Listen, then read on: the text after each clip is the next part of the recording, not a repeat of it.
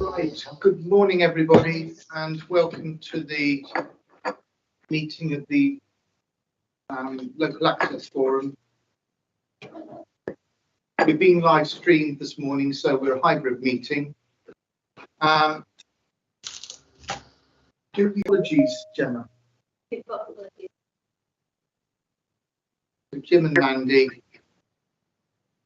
Now, declaration of interests. We all sit on this forum as individual members. Some of us have specialisations. If we are discussing anything which goes to the point of our speciality, in my instance, I'm the Access Field Officer for the British Horse Society, so I make that declaration, but I remind you we all sit as individuals. If you do wish to make a further declaration, please do so at the relevant time. We'll move to item 2, which is the minutes of the last meeting, the actions and matters arising. I have a copy of the minutes in front of me. I'll just go through as a page turner, and then if you wish to make any comments, please do so. Page 1. Page 1.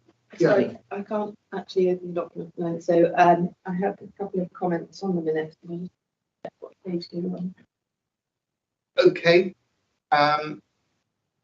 What I do, I go through the pages, and if you want to go at the end, yeah, I'll come back to wherever you want to go. But anybody else got anything on page 2? Paul. Up at the top of this statement, all other actions from March 22 have been completed, although some await further response. Which is a rather two-faced statement. And I think the reality is there are a substantial number of earlier actions that haven't been meaningfully finished. Like, for example, this Forestry Commission woodland creation that does have access implication, and on which I think we have asked to have a presentation on that. But you know, the list that was circulated with the minutes is simply the new actions from the November meeting. I have a horrible feeling there are quite a number of earlier actions that haven't really been finished. I would concur with your point. What we will do, Paul, is it possible to circulate the previous actions and we get a sort of composite of the two? Okay. So, where am I? Do you wish to come in, Nicola? Yes, are we just talking about page 2 or are we talking about the actions on page 3? I can do either. I mean, because the actions on page 3 are actually referring to the work on page 2. Right. Okay. Please go ahead. Well, I haven't yet met up with Wayne. We had an email exchange and about meeting up to look at biodiversity improvements along the new transforming cities routes, and Wayne suggested that it would be better if we went in the spring when it would be easier to see and the work would be complete that they were doing. And so it's in my diary, and I have been in touch with Wayne recently, I'm sure I have, but I still haven't got a firm date, and I have radio silence, so I don't know if he's left the organisation or what. That I is the point presume. I actually made for the transforming travel team. The lack of interaction. You know, we apply to a mailbox and we're supposed to get a reply within 10 days. Well, I emailed him. I emailed his email. Yes, I I've got didn't. his email as well. So, Which routes were you particularly concerned about? well, the route along the Lye Road, when it was consulted on, was promised to have biodiversity improvements, but it's not just along the Lye Road. It's also the route from Canford Bottom to work towards Haskins as well. And I'm sure that there are others which I'm not aware of that. And Wayne tells me that all of the routes should have biodiversity improvements, but I yet on my travels, when I'm obviously facing the road whilst driving, I'm not really looking around. I haven't yet seen them, and so I wait to look forward to going out with Wayne. But as I say, I'm still waiting for that meeting to take place. Right. Actually, going back to other issues, it might be useful for members of the forum who wish to join you to discuss a plethora of matters to do with these walking cycling corridors, so we can have a sort of general meeting. This would be a site meeting where we can go along and look at individual sections. Yeah. I've always presumed, I mean, it was never actually laid out exactly how we would do this. Perhaps cycling along them would be the thing. But yes, I think that is the way that I envisage we would do it. We would go and we would somehow progress along the cycling routes and look for where these improvements had taken place and where they hadn't, and if there was any possibility. Okay. We've got a number of multi-use issues here as well. I'm going to throw this out to the forum very briefly. Do we think that if I write on behalf of the forum expressing the concerns here with biodiversity and multi-use, we can sort of try and arrange a site visit? Yes? Okay. I will write on behalf of the forum and try and progress this matter for you, Nicola. All right, thank you. Okay. Any further comments on pages 2 or 3? Yes, please, Jenna. Just a comment that I'm not sure we're always picking up an action at the end of the section, in that there's a discussion of multi-use. It's on the agenda coming up probably anyway, but it would have been helpful perhaps to have captured some of the support for the multi-use in the actions on page 3. And I think Bridget had made. And similarly, when talking about on page 3, the list of right-of-way liaison officers, that there was an action there, I presume, to actually reinvigorate setting those up, which wasn't really captured, although there was discussion on it. Right. Areas we perhaps should capture consensus or action. I agree with you. We've got a separate item on multi-use coming up. It's the next item. So, yes, we'll take that there. Paul, you're catching my eye. Well, what did you close the note on the biodiversity thing? Mhm. I personally haven't seen a great deal of it. And I think for this group down in front of it, that's really a statement of what was promised, stroke plan. But we know what we're looking for, as it were. And if the council have said as part of their work plan, this will happen, we need to know what that is, don't we? We do. I think, sorry, Paul, I think we should also bear in mind that the idea of active travel in the first place wasn't just that people were provided with a concrete surface in order to get from A to B.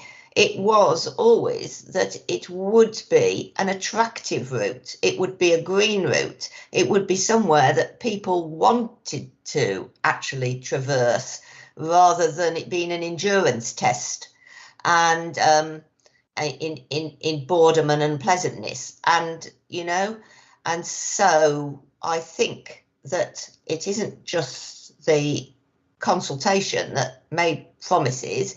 It's the very fact that the ethos that should be all of these routes should be as green as possible, and to make people, improve people's health and well-being, their enjoyment, filter pollution and all the other stuff, and create shade and all the other stuff that we know that all councils have signed up to. Fiona. I entirely concur with Nicola, and it is very much part of the aim. I have to declare I represent the LAF on the Local Nature Partnership and the organisations in that area. And of course, I would assume, and it may be something we should ask the councils, is all development is subject now to biodiversity net gain. The councils have policy on nature recovery, and therefore, to a degree, this should be dealt with by our partners such as Wildlife Trust, Natural England, etc., and maybe could be seen to be outside of our remit. Although I think we should strongly support them in saying we want to just be clear that it is being done. Otherwise, we can, on my own areas of environment, get very bogged down in doing the job of the Nature Partnership and our nature colleagues. Right, we'll capture that in the minutes. It could be asked just for a demonstration that these projects are fulfilling or they're obligatory, much needed. Nature. I mean, you know, we have lost a lot of green stuff in those cycle routes as well. So that is just an added thought. And, you know, there seems to be absolutely no attempt at all to do anything about it. I think it's particularly sad. I do agree with Fiona. If the Local Nature Partnership are genuinely seized of this one and prepared to run with the ball, we should very much follow in their slipstream rather than take this on as a task of our own. Person, that's my personal view. Right. Okay. So we've got. I suggest what we do is to try and convene a site meeting. We've got two issues here: the greening concept, local nature partnership, biodiversity, and secondly, multi-use. So it might be an idea if we engage and have a day site visit and ask Wayne to accompany us. We can either pick the locations ourselves, or you know, if you'd like to come back to me with some places that we have concerns about, we can try and ensure that we build our site visits around those. Is that the best way forward, do you think? Yeah. We'll not be covering this in the next item. Yes, there is an interlap there, but I was just going to take the biodiversity issue first, and if we should sign that off before we go just a bit further forward. Just going back to the minutes again. We're on page 4. Anything on page 5? and 6. Right, so if I can propose from the chair that we're happy with that, unless you've got anything else, only you want to capture going retrospectively. No. Okay. So if I propose, Nicola, do you wish to come in? I see your hand raised. Have I? No, no. Except I do wonder whether the action on page 3 has been considered about barbed wire fences. Action 5.1, DA to raise barbed wire and style issues at the next senior rangers meeting. Have we assurance that that's happened? Well, we haven't had a senior rangers meeting since that lab, but it's certainly on the list to discuss. With the specific issue of that barbed wire couldn't be there, I'm assuming. And obviously a fair few instances of it being reported. That is, obviously I wasn't there for that one, so I don't quite know the context of it. But Okay. Okay. Can I also quickly say, on page 3, I raised the issue of bridges being too narrow for mobility scooters. And so I happened to get Dorset Council's news and looked at the lovely article which says, keep you moving.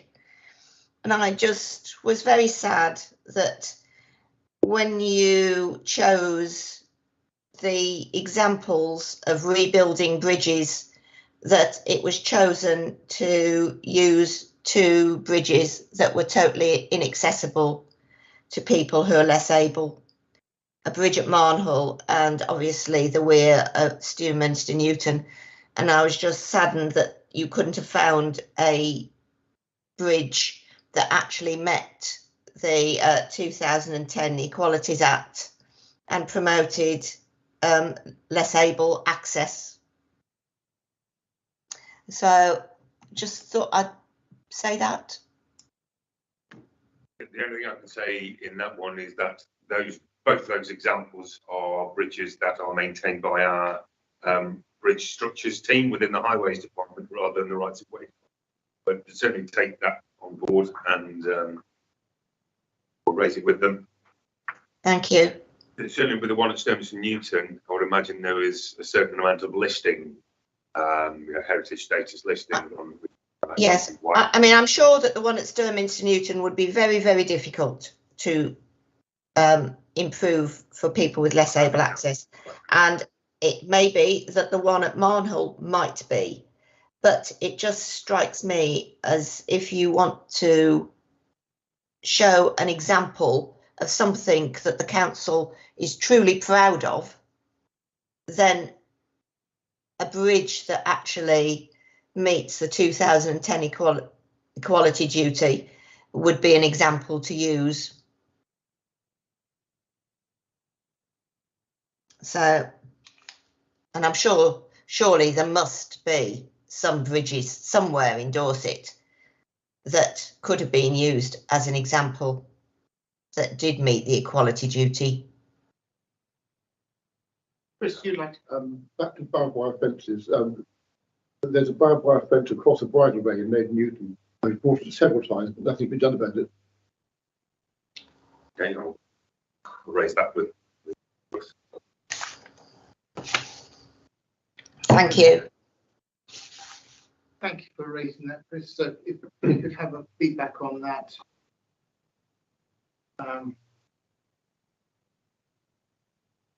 Okay. So I'm happy to move from.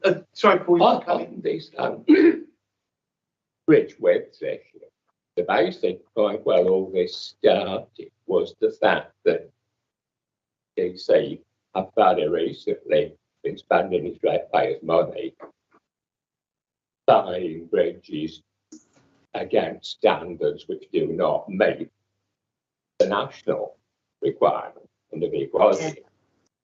And hence this rather flaccid sort of phrase here that any mismatch in DC versus national standards for this width can be looked at going forwards. It covers the whole rag bag of sense. Right. And so I think we are entitled to get a clearer statement out of the council that they intend complying with national standards, and this is how they're going to do it. Okay. We're just digressing a bit off the minute, but if you could capture that, Gemma, that we want to investigate what bridges are being by the council to make sure they're purchasing bridges that are fit for purpose. And perhaps, Graham, if you could sort of come back to us at the next meeting or even before and just say, is this the case? And if it is the case, could we pretty urgently as a council look at it? Well, it's obviously they're all constructed to a standard. Yeah. And I'm aware that they weren't national standards. I thought that our specification was slightly above that, but I will check it out and get back to you. Okay, thanks, Graham. Thank you. Right, so I'm happy to move from the chair. Sorry, I've just noticed an error. On page 6, there is a report on progress with the England Coast Path in Dorset, and on the the third bullet point, line reaches to Rufus Castle, it says JD's national colleagues are now beginning. I think that should be Chap at Natural England, whose name is Richard Andrews, so that should be RA's national colleagues, not mine. Okay, Just a minor error, sorry. okay. Right, so I'm happy to move from the chair. There's a true and accurate record of the meeting. Do I have a seconder, please? Yes. Janet. All those in favour? Unanimous. Thank you very much. Right, we will now move on to item 3, which is the multi-use routes discussion, including the Stour Valley Trail. So we can pick up on issues on the aforementioned cycleways, and I wanted to make sure we captured an event that was held at the Stour Valley Trail as well. Does anybody wish to make some comments?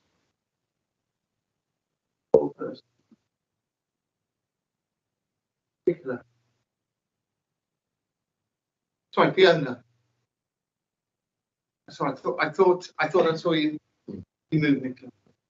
Thank you. I've got a discussion on it before, but I'm not convinced we completely captured, as we've just discussed, the principle of multi-use in general on for the two councils. So that is perhaps an overriding principle which has not yet been found a way of actually implementing that policy, or even could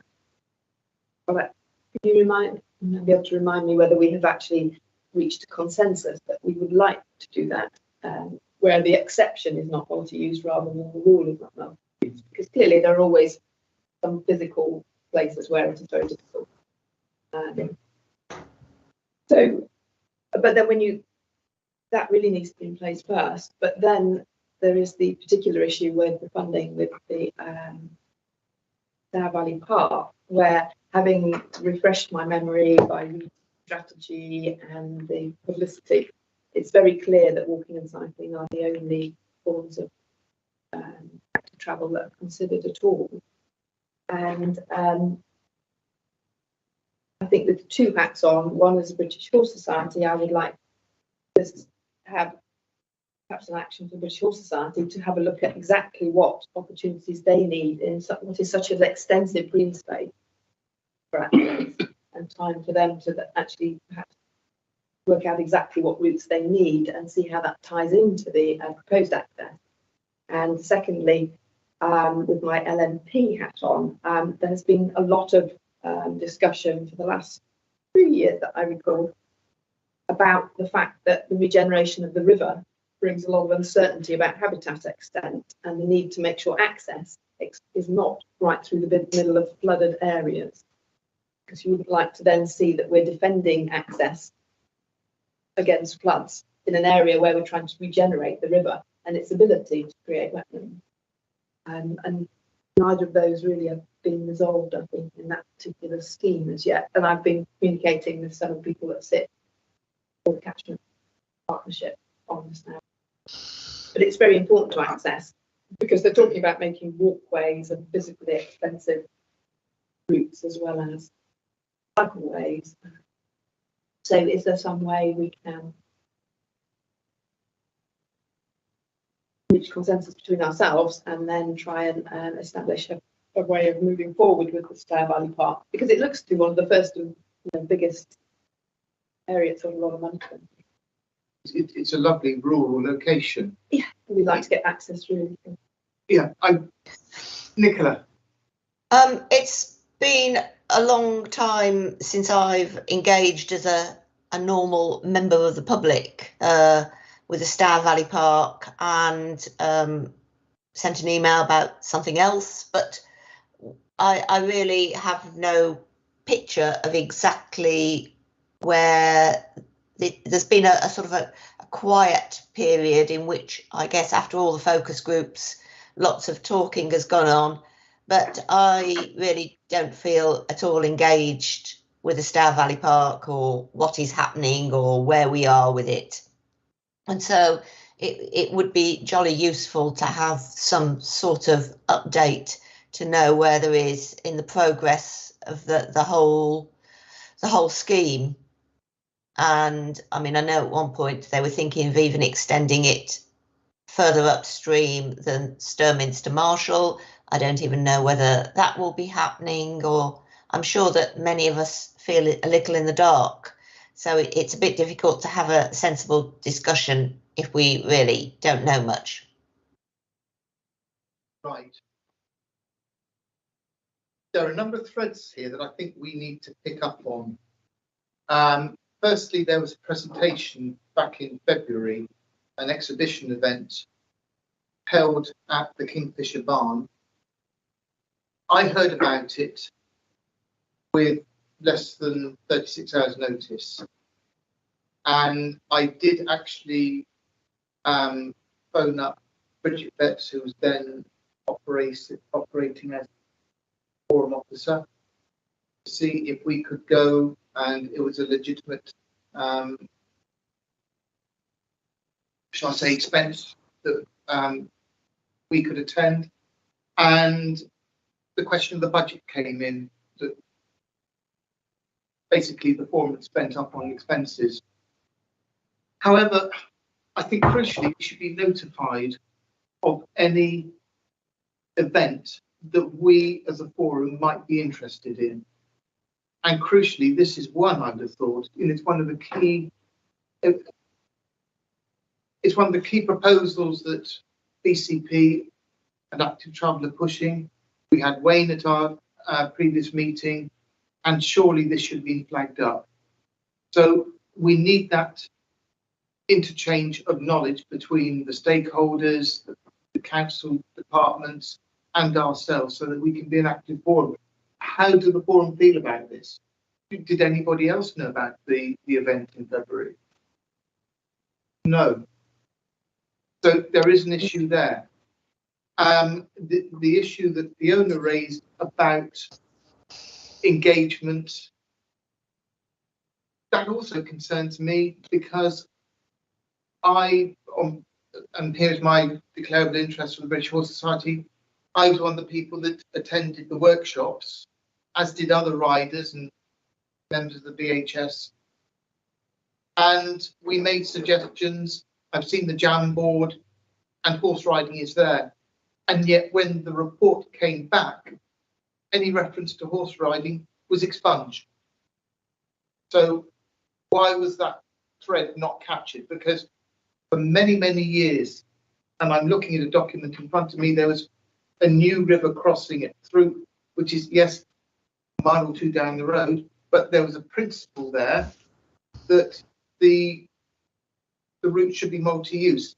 And indeed, one of the planning policies directly says that there should be an equestrian crossing in this area on the Stour Valley.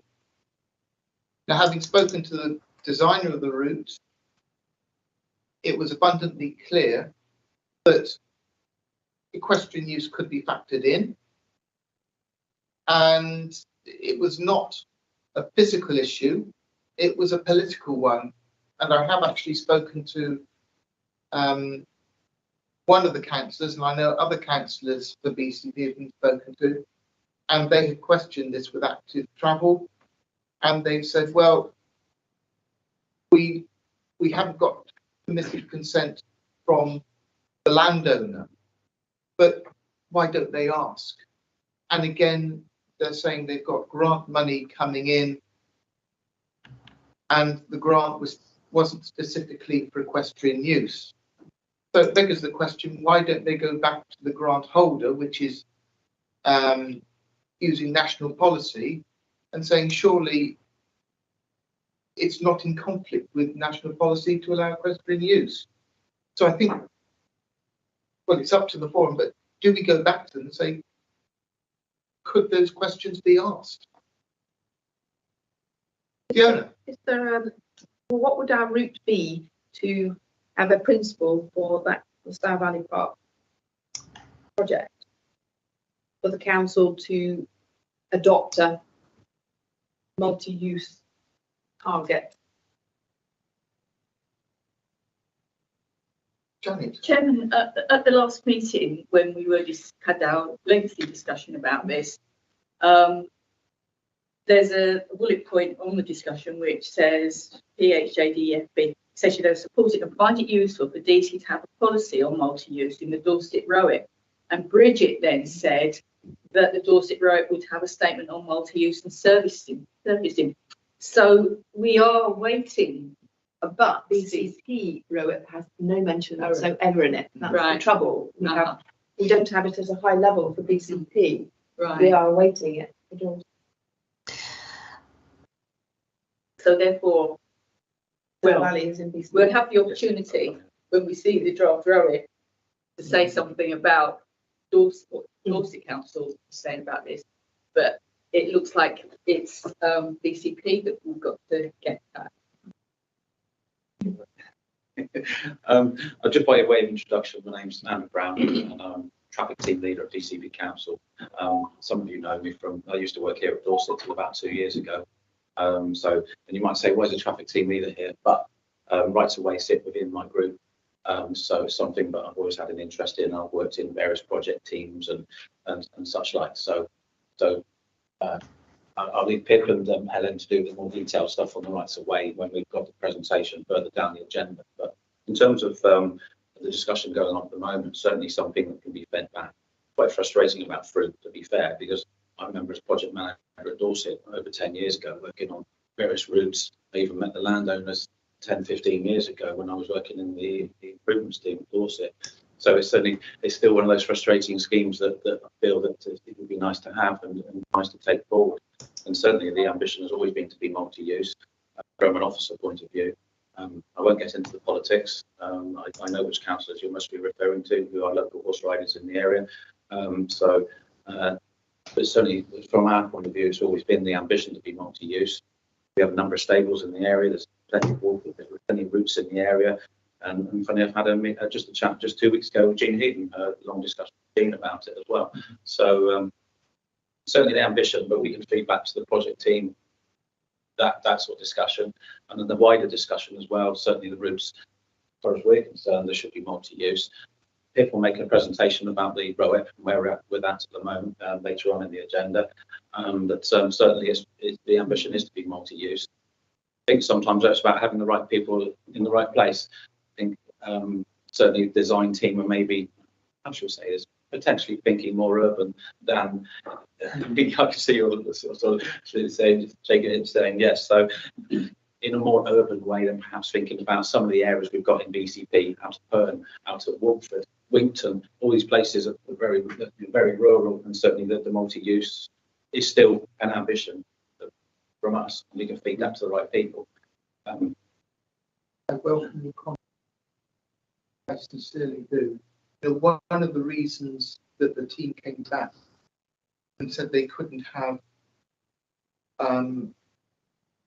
the Stour Valley Trail being open to horse riders was the fact that they would have to modify the crossing of the highway and produce safe attenuation spaces for horse riders to wait, and change the layout of the Toucan crossing. There wasn't room for that. And also put down a friction surface across the road itself. Well, the horse riders are on the road anyway. So it's an absolute nonsense. And the issue of the bridge and parapets were raised. For the bridge, okay, they want to put some sound dampening down measures for that. And also they queried the parapet heights. Well, okay, there is a suggestion they should be 1.8 in best practice, but there are plenty of motorway crossings where they're 1.4, which are used by horses. So it might be desirable to have the absolute gold standard, but we'll accept a lesser standard because the alternative is going out on the roads. And mindful that the Highway Act 1980 says that there should be a safe margin for horses. Expecting your call at 3:30. That clearly isn't happening, and in cases where you have routes that are put on the verges for these cycleways, the horse riders are either faced with going on the road or on potentially the biodiversity strip, or going on the other route. Yeah. I was just going to say, that seems kind of we're going to capture an action on. We can capture that, yeah. And certainly I'll leave Pip to talk in further detail on the VCP element of the agenda. But just talking about the gentleman over there, talking about the Qualities Act, certainly as part of any scheme that we take forward, we do a qualities impact assessment. That's a requirement of any report that goes to the portfolio holder. So it's also a requirement to consider all users, certainly under the Qualities Act 2010. So there are those checks and balances in place to make sure that happens. See that, as Fiona said, there are locations. Obviously, we can't. There's always going to be an issue. Certainly, some of the more urban areas within central Bournemouth, we are mostly an urban authority, but we do have those pockets of countryside that we still need to consider. And will certainly give a bit more update than I can on the detail. Incredibly, in that Bournemouth postcode, which memory may serve me incorrectly, I think it's DH13, but it's the Wimborne postcode. There are over 2,500 horses registered to those addresses, and we know that from their separate passports. Now, I accept that some of them can be stabled elsewhere, but you can see the potential volume of horses there. I was amazed when I drove back from the presentation to see the number of pony paddocks at the side of the main road. And indeed, I found a mother with her young son of tender years, perhaps 6, that age, being led on the verge in heavy traffic on the main arterial route down into Bournemouth Pool. Absolutely incredible. Yeah. I can remember several years ago, something like 2015, 2016, signing out a letter of support for the Dower Valley Park, which the LAP had been asked to provide. I don't know exactly that. So that makes the fact that we haven't been picked up on this as a stakeholder the more regrettable. As far as this particular package is concerned, it has been funded by Active Travel. It is a Department of Transport scheme that is all about getting cars off roads in the urban area by encouraging people to walk and cycle to work. I think BCP are congratulated on having found ways of stretching that definition that get us out into the still beyond. But I think it just makes the point it may be unwise to go pushing the boundary too hard. I think we have to accept BCP's judgment as to what the scheme will and won't fund. Are you saying that we accept what they're doing and not challenge it? Or are we saying that, okay, they can be congratulated on producing cycle walkways, but to get best value, they should at least question the the fund giver to see if they would accept multi-use, and if not, why not? And also ask the landowner if they were prepared to have multi-use there anyway. I think the latter, but so we just need to be conscious. This is a DFT funded scheme, not a DEFRA funded scheme. Absolutely, but the Department for Transport talk about multi-use, and there was a question mentioned in LTN 120, but more than that, I can report to the committee that the Director of Access for the British Horse Society have written to the DEFRA departments and the Department of Transport, and we've received clarification that the various departments are drawing up new guidelines which will encompass multi-use and be more specific, because we rely on, to some extent, the words of Richard Benyon MP, now Lord Benyon, from 2011, saying that these routes should include horse riders. Where it does, it's been exaggerated. So there is directed towards multi-use, but for some reason it hasn't appeared on the ground in this instance. We could capture those points. So to wrap this up, we, the forum, believe there should be a multi-use policy, a preferred policy of multi-use. I'm going to say where practical, because it's not going to be practical in all locations, but it should be a policy that both councils adopt and use. Are we happy with that as a forum? Chris? Yes, I'm happy. Yes? Yeah. Yeah. Yeah. Do we We're need all to check? agreed We on have a that. consensus. Do we have any dissent from that? So we can say we're unanimous in this, that it should be a policy of inclusivity. Right. Now, do we want to go any further? Sorry, I beg your pardon. But I'll bring you in. Yes, I wanted to talk about at least equestrian matters and access for the less able in relation to the old Bridport to Maiden Newton railway line. I'm going to start by talking about the fairly recently newly opened section between Powerstock Common and Tollapacorum.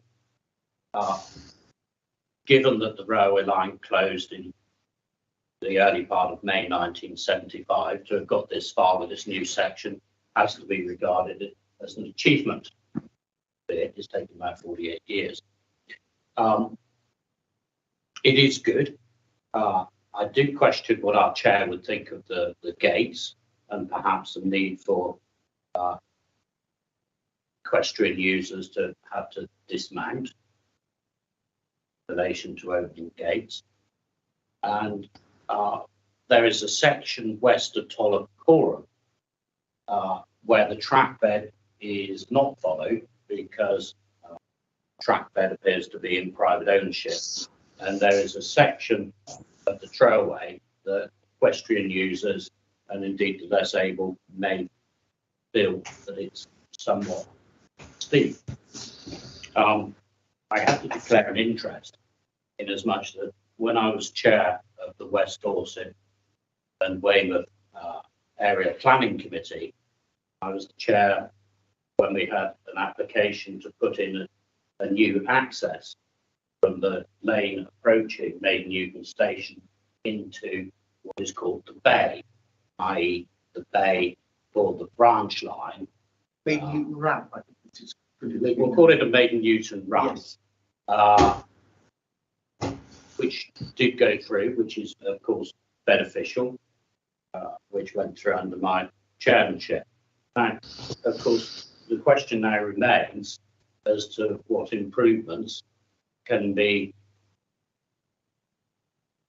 forthcoming in respect of the railway line, specifically southwest of the Witherston cutting, which is part of the Parastock Common, which is of course run by the Dorset Wildlife Trust and owned by them, and indeed on southwest, where an old railway overbridge has been removed, and down through into Loaders, with clearly the ambition of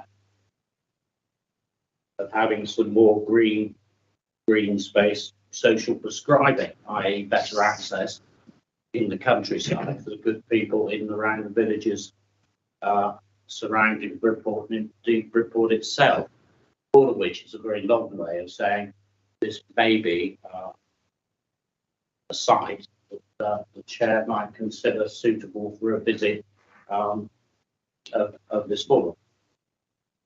Thank you, Simon.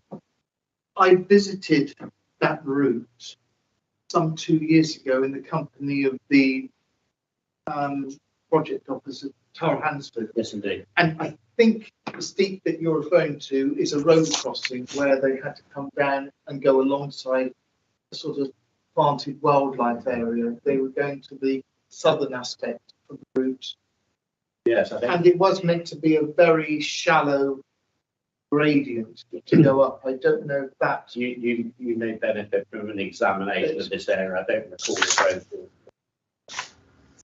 Right, okay, there was a bridge that was going to be removed. Oh, no. That was about 3/4 of a mile to the southwest.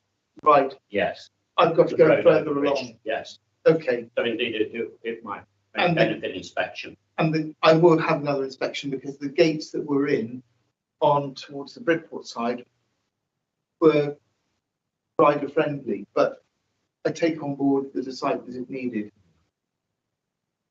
Okay, And it's a great pity that the main Newton section doesn't go on towards Thomas McGowan.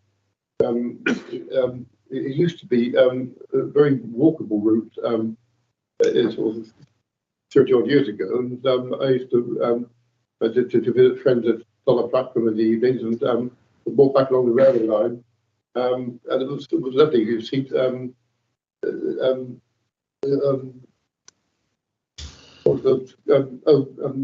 glowworms alongside. Yeah. There was more like a little watercress and bramble beds. right. We need to work on that section. Okay. We'll park. I hear what you say. I'm trying to do a site visit and walk the whole length. But just wrapping up this issue on multi-use in the Stour Valley, do we want some communication between either ourselves and the fund holder or the grant supplier? I don't know how we want it. Which department provided the money for the Stour Valley improvements, and also the landowners, to see if either have any issues with multi-use being used. Do the forum support that proposal? Andy, do you know how we... Justina's Pitt would come in on this one. Knows a bit more about it myself on the detail on the Stour Valley, right? Yes, I'm ready to chime in a little bit on this. I mean, there is some mention in the Rights of Way Improvement Plan. I heard a comment there. There's nothing on multifunctional use, but we do have the policy there, 5.26, Lower Stour Valley Project, which aims to provide accessible routes and will encourage multifunctional use. So, I mean, philosophically, we're definitely behind this idea. And it has to be said, Phil, I know you contacted, I think it was Mike Reed in WSP about this, and I have been privy to, sorry? Yes, he was at the presentation. We had a very long discussion. That's right. And subsequent to that, I have seen some very in-depth discussion internally between all of our departments. We have, the engineering teams and the highway improvements manager. They are trying in earnest, I think, to honour that request. I think that the friction which was there from the outset. Indeed, my involvement was only really in the scoping stage at the very, very beginning. It was told to us that, yeah, the money was ring fenced for the purpose of commuting, and this is sort of the real reason why perhaps, you know, the pursuit of equestrian use in that area has been wanting as a result of this funding project. But certainly, yes, I think going back to the provider of the funding is definitely a good idea to have a bit of pushback on that. But I don't know how likely it is, just given the fact that I'm aware that there's various TCF schemes which have now been cancelled due to lack of funding, and so it seems as though it's almost like a diminishing pile of money, and whatever remaining projects are in there are sort of struggling to sort of claw that. So the philosophy is there. It's just the money and making sure that it's going in the right places. Phil, we are sympathetic, and definitely there is genuine work within those teams to try and make your vision of it real. I think it's the forum's vision, but also it's a policy in the local plan to provide an equestrian crossing over that river in the over the River Stour. So when the application comes for planning consent, you could argue by not having equestrian use, it could be contrary to policy. And I'm saying that as a member of a planning committee elsewhere, or former member of the planning committee elsewhere, that there is that issue of ambiguity. And the question needs to be asked. So I'm hearing from you that we should go back to the fund provider and also presumably the landowner. Who are the landowners there? It's the Dampney estate, I believe. Okay. Right. So are the forum happy with that suggestion? Nicola, yes. Yes, but I mean, I know that this is about multi-user routes, but of course the Stour Valley project is much bigger than that. And so, as Fiona alluded to, you know, there are going to be other people wanting to use it for other purposes besides cycling, walking and riding. They're going to be wanting people to birdwatch, who just sit, who do other stuff, because I understand that it's going to be akin to either a regional park or a country park. And so, I mean, I think we shouldn't lose sight of this. I don't know whether, you know, people of other interests are on this laugh, but I think that whenever we have these discussions, we should be thinking about other uses as well, and how the Stour Valley project will provide for all of those interests. Yeah, I see you nodding. Do you want to come in on that, or do I think it'd be useful for someone on the left to go to some of the bigger meetings so that they make sure these are all picked up in addition to locals. To the stakeholder meetings. Yes, I mean, obviously most of the organisations are represented there, anyway, but just to, and then maybe like there are reactions for individuals like the BHS to actually really sit down and define just what it is, bit that might be come from other funding as well. We did do that in the workshops, but all our comments got expunged. And not everyone is, to be honest, not everyone is there. True enough. How can we find out when these meetings are? Because as I said, I only had sort of 36 hours notice of when the meeting or when the presentation in Fish Farm took place. Phil, are you in contact with, it should be the Transforming Travel team who maintain a consultation list for the events? We didn't have it. What we do, Pip, then we'll make sure that this group is on that consultation list. That seems to be the most sensible way we'll go to. Exactly, yeah. So Make sure you are on. Greatly appreciated. Yeah, so I'll speak to Beth Barker-Stock, who's some of your travels, and we'll make sure that you are on that list. I think that's crucial that you at least get the heads up to pop along and make reviews and go and see. Thank you. Thank you. I think you said that the landowner in this instance is the National Trust. Is that right? Epney Estate. I was referred back to the National Trust when I queried the outsourced workshop provide holders, and they said contact the National Trust. Our relationship with the National Trust is a slightly grey one. They aren't one of our Section 94 bodies, and therefore we don't have either a right or a duty to issue them formal advice. Nevertheless, we have had discussions with them over the years in a reasonably amicable way. So an approach needs to be phrased slightly less formally than it would be if we were giving formal advice to a Section 94 body. But as it's Epney Estates, we wouldn't be contacting the National Trust. I was misdirected by the that is a problem. We would, I think you'll find, if you look at the detail of the guidance, if we see an opportunity for improving access on privately owned land, which is essentially what this is, we are required to draw this opportunity to the local authorities'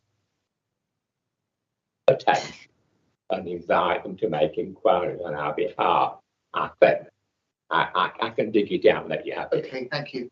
I want to try and wrap this up fairly promptly, but Nicola and then Andy. Sorry, did I understand, Philip, in that he said that the Transforming Cities Fund is going to be paying for all of the access improvements from Sturminster Marshall within the project, or is that just at the BCP end?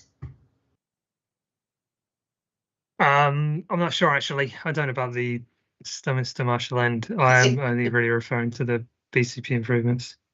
Yeah, because it would seem very, very odd if it was. And I mean, obviously the National Trust are one of the projects that sits along there is a rewilding project, and so I think they are going to be doing some consultation on that shortly. Andy, My point was just for the notes. It's Dampney Estate. Dampney. My hearing, sorry. DAM. Anyway. Yeah, something like that. They own most of the land. Okay. They own most of the land in Herne, and even they own the airport, the car park land, and all that sort of thing. Right. So they are a major landowner in Herne. My apologies. Right, so we've got some actions there. Multi-use policy to write to the fund holder and the landowner. So moving on. Item 4. The Dorset Council Green Space Management and Maintenance. Graham, over to you. Thank you very much. Yes, so I thought I'd start initially by just kind of explaining the most recent statistics that we have from our problem reporting system, as you know, Seaside. I don't know whether you're able to pop them up on the screen if I can do to see. We've got two different documents. One of the last 6 months and one dating back to last major review back in 2013. And the so this is the one dating back to 2013 to 2022. So now the numbers of jobs being completed is above the amount coming in. So we are slowly but surely eating into the backlog of jobs. Still well over 3,500 active jobs out there. which the teams are slowly working through. But then in the last 6 months,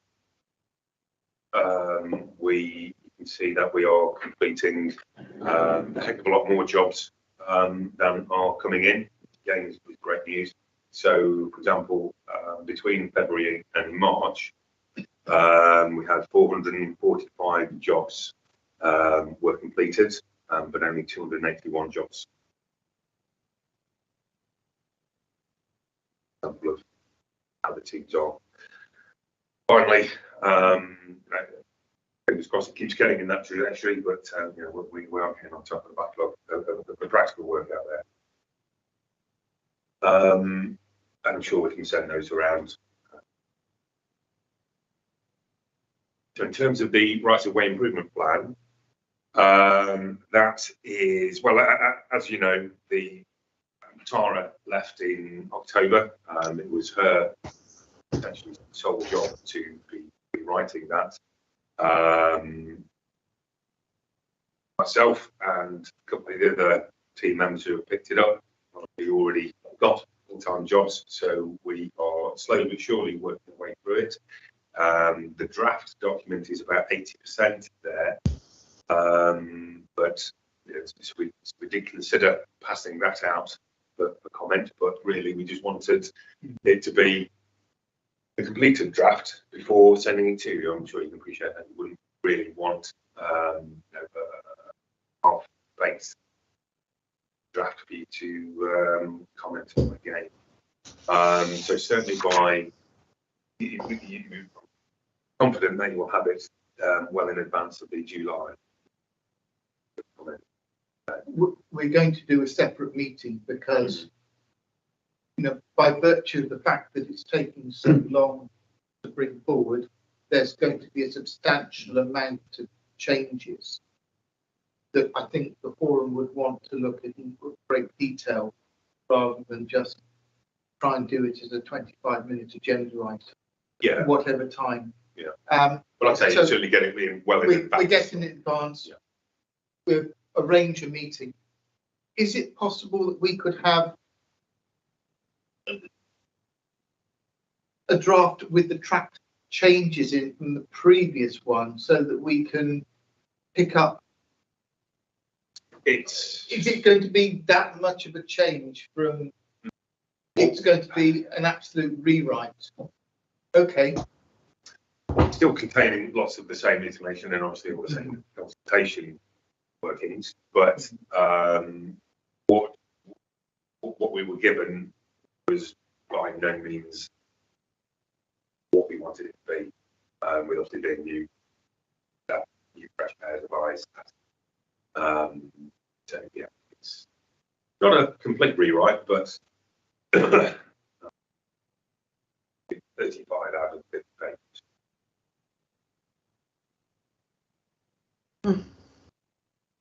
Okay, right. So it's not just new photographs and It's not things. just new photographs. Fully understood. So it is a substantial total work. We're talking about a right-of-way improvement plan, which is different from a right-of-way improvement wish list, in the sense that it involves a commitment to allocate resources to deliver, which obviously takes on a political dimension in terms of you debating with your councillors what sort of budget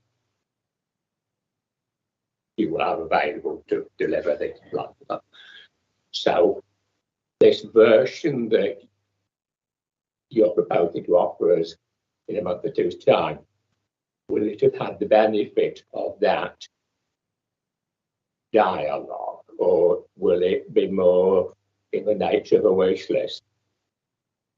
Well, it'll obviously be incorporating all of the council's priorities and linked to other plans and how the ROIT fits in with the grander council vision. So it'll I don't know whether I'd call it a wish list really. It's going to be actionable objectives which will therefore be implemented. So, and it will be not costed out necessarily, but certainly the finances side of things is factored in. Nicola, you want to come in? Hello, I take it that it will take account of the fact that many of our towns, villages, etc., have almost changed beyond recognition since the last ROIP. There's been vast amounts of building work and the demographics have changed. So I guess this will be part of the big changes that you're going to be considering. Absolutely, and how we finance it. You know, we've been doing a heck of a lot of work in the past few years in getting developer contribution monies for making improvements, and creating new rights of way, and that sort of thing. So, as we continue to build houses, we'll certainly be continuing to get as much developer money as possible. Okay, thank you. The next sort of sub-item here would be the Little Valley Trail. Yeah, that's well, you know, exactly is more aware of it than I do. He gave me a bit of a briefing, and it basically the funding from the AONB ran out because of time constraints, and we couldn't get all the permissions from the landowners in place for that point to get the contractor digging holes. So Dave is still working on that, along with Maria from the parish and various other stakeholders in the area. There's still a couple of landowners who are basically saying no. So they're working on things to get away, and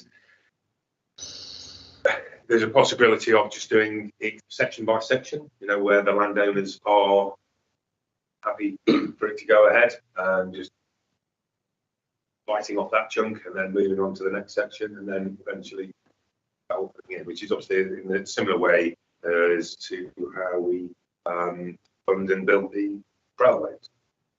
And what surface will be put down? It'll just be a bound stone surface. Bound stone. Well, compacted. Yeah, that's fine. Having walked the route, I'm aware that it does suffer from flooding along water. How are we going to ensure that that doesn't get pushed away? Ditching, culverting. I don't know the exact details of part by part, but yeah, lots of different. So obviously it brings into the need for not necessarily run raising consent, but flood drainage consents, and also thinking about biodiversity there.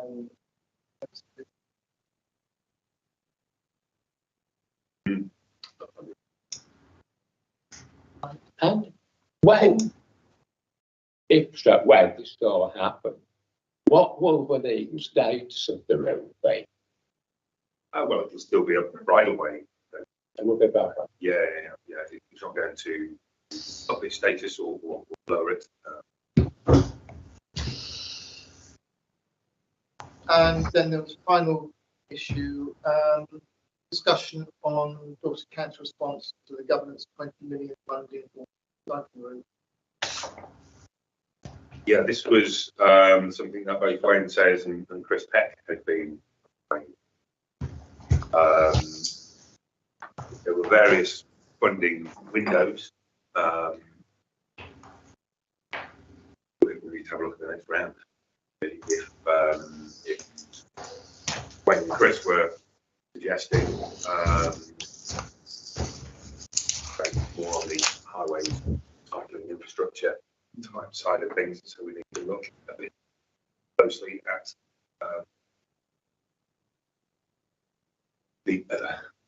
Yeah, it's a national fund, isn't it? And that sort of money is not going to go very far. Background information. I'll just take Fiona first.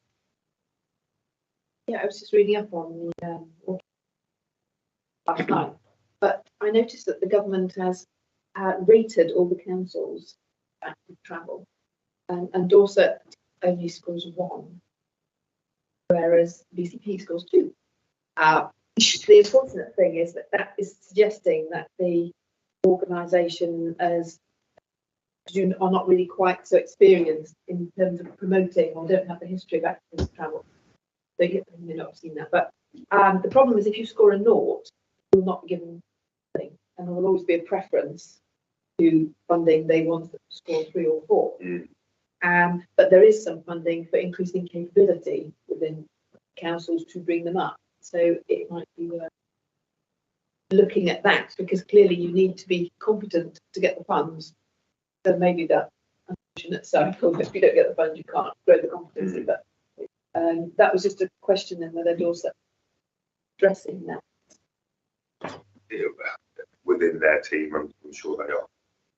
Not something that I necessarily aware of. No, is that a question we could put back, though, if they are going to take some action, because we really not want to miss out on national funding available through limitations on your team's experience of delivering what I think they're looking at network delivery scale rather than just.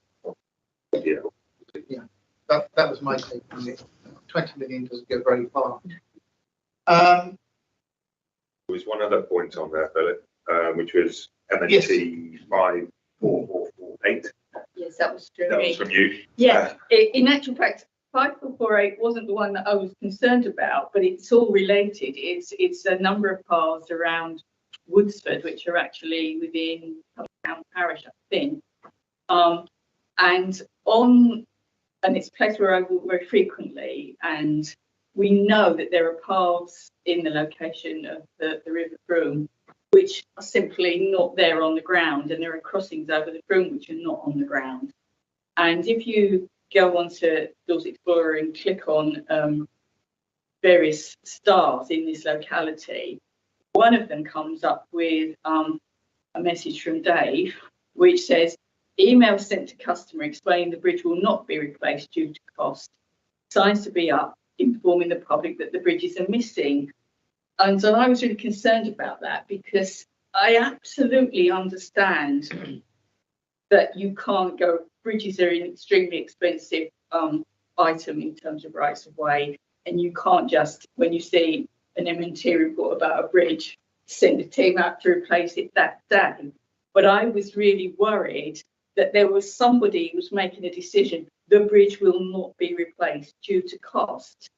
And yes, I understand that, but surely that should be gone on a list somewhere for you to seek funding or to be put in a budget somewhere down the line, not simply we're not going to replace it due to cost.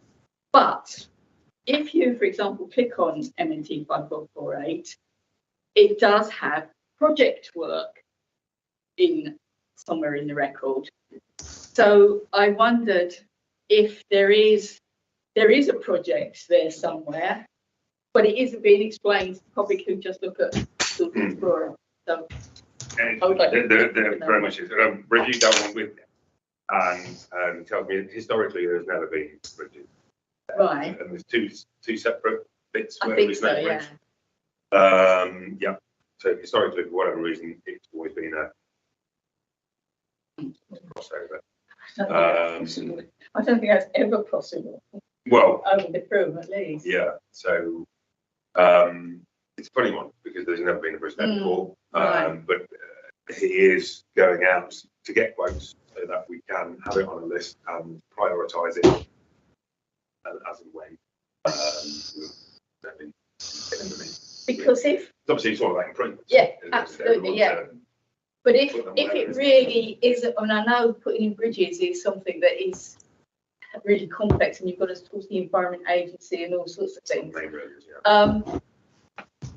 If it is totally impossible, then the network in that vicinity needs to be looked at with the possibility of, divert, or even, I hate to say it, but if you really genuinely cannot use that path and it's useless, well, extinguish it, not have it there as a. But yeah, it was just the fact that there was something on Dorset Explorer that anybody can see that says we're not doing anything about this. And so that was obviously worrying. But I appreciate, that it is a project. Yeah, well, certainly we have that project work layer, which basically really puts all of the problems to sort. I suppose really no job, the job to see. I don't know whether you're aware of the details, but it was a budget that Tara used to hold, but we have county-wide £180,000 a year specifically for footpaths and right-of-ways. Now, following a couple of incidents towards middle last year, of course, going through a couple of them, we are putting in for extra to over the next 5 years, we replace all of our timber right-of-way bridges with a steel beam recycled plastic. Not ideal visually, but in terms of its lifespan, it goes from 10 to 12 years, which is kind of roughly the time span of 3-inch timber in a wet environment, to 40, 60, 80. So the investment of a more expensive steel beamed plastic deck bridge worthwhile about that being.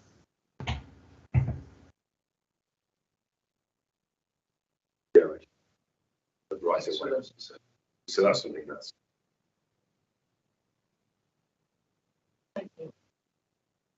Fiona. Point of information on in the regenerating rivers, there is a model which shows where there is like geographical opportunity to extend the floodplain. The Environment Agency own those. It would make a lot of sense, and the aim is at the moment to try and get future river rates on the or local nature recovery. But you need to talk to the right person in the agency, because if you're going to change a bridge, you be sensible to look at what the opportunity is. It doesn't mean the landowner has agreed to do it, but it would be good to put an 80-year bridge in. Never to be able to do it again. And it wasn't really Yes, please. Sorry, Fiona, can I ask who's produced that? The definitive map as reflected in Just Explorer is out of alignment with the real world, and on the face it has been for some long time. I don't know whether that's something you should be discussing with Vanessa's team or what, but the public being offered information that basically you've wrong is not good news. I guess it's just how those comments are written and how they're kind of interpreted. But I agree that wasn't ideally written in terms of what we are hoping to achieve at that point. Nicola, you want to make a quick point? No, I just wanted to ask Fiona about that document, because it's something regenerating rivers. I've never heard of it. And so is that an access document or? Fiona will send it round. Okay. Thank you. Right. We can now move on to item number 5, which is the BCP Council Green Space Management and Maintenance.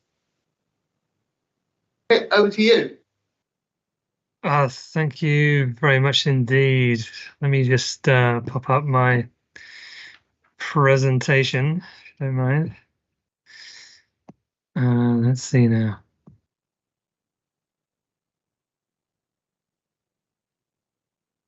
Can I just check Ellen's there? Are you there, Ellen? Yeah. That's good. Yeah, I couldn't see you. You're out of shot there. Just wanted to make sure you're there. Ellen will be delivering part of this presentation as well. Let's see now. Okay, there we go.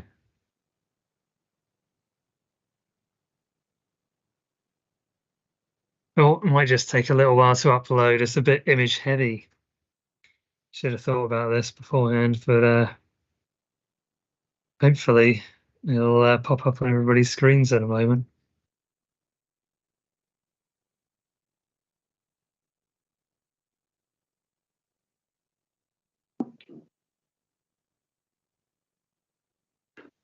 While he's finding that, just for information, we have an election in 1 month from today for all wards in BCP. As you know, at the moment it's Conservative controlled council. Who knows what could happen because it's so close politically. Whatever happens, though, I noticed that Mike Green used to get invited as portfolio holder. He isn't standing for election, so it'd be whoever gets into power, it'd be a new portfolio holder for highways and rights of way. So just to bear in mind, a bit of information. Who knows what will happen after that election?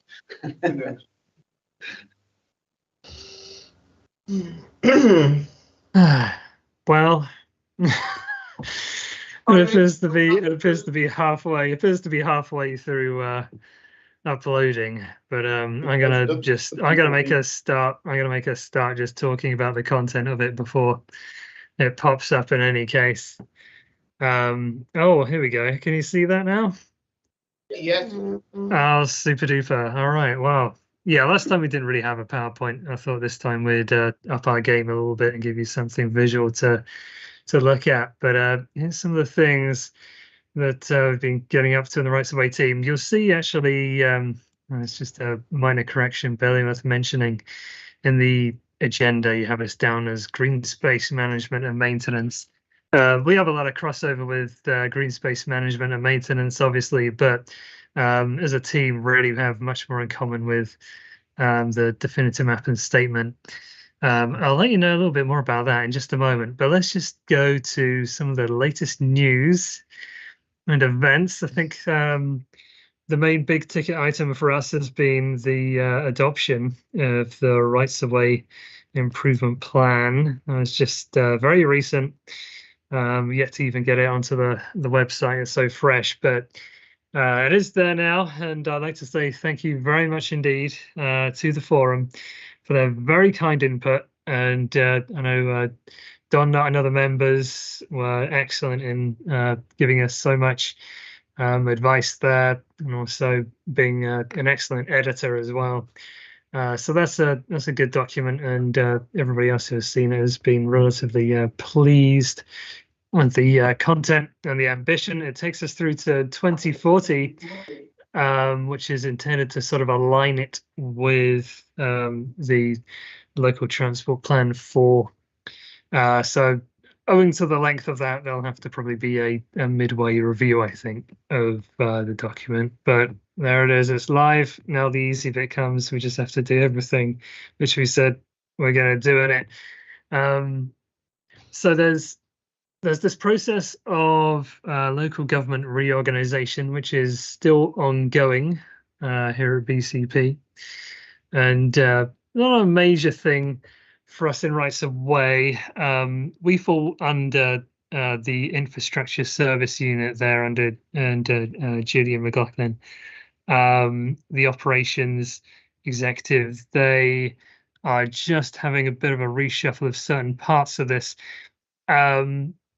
Interestingly, I raised a bit of an issue last time about how maintenance and inspection of our public rights of way is perhaps a little bit wanting, and that's owing to the fact that there is quite a lot of fragmentation between the various teams. I think there's no less than about 5 or 6 teams who are tasked with inspecting and maintaining our paths. But as part of this reorganization, what we're finding is that Environment, who look after the inspection and maintenance, they are consolidating a lot of teams across the different areas, which still remain separate.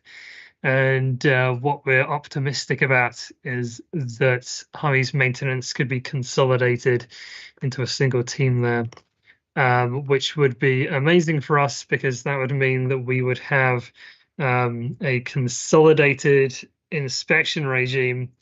I think that would massively improve service delivery and stop us from being surprised by certain reports on paths where it is apparent that some of them are not quite being looked at as thoroughly as they could. So I think that's moving in the right direction.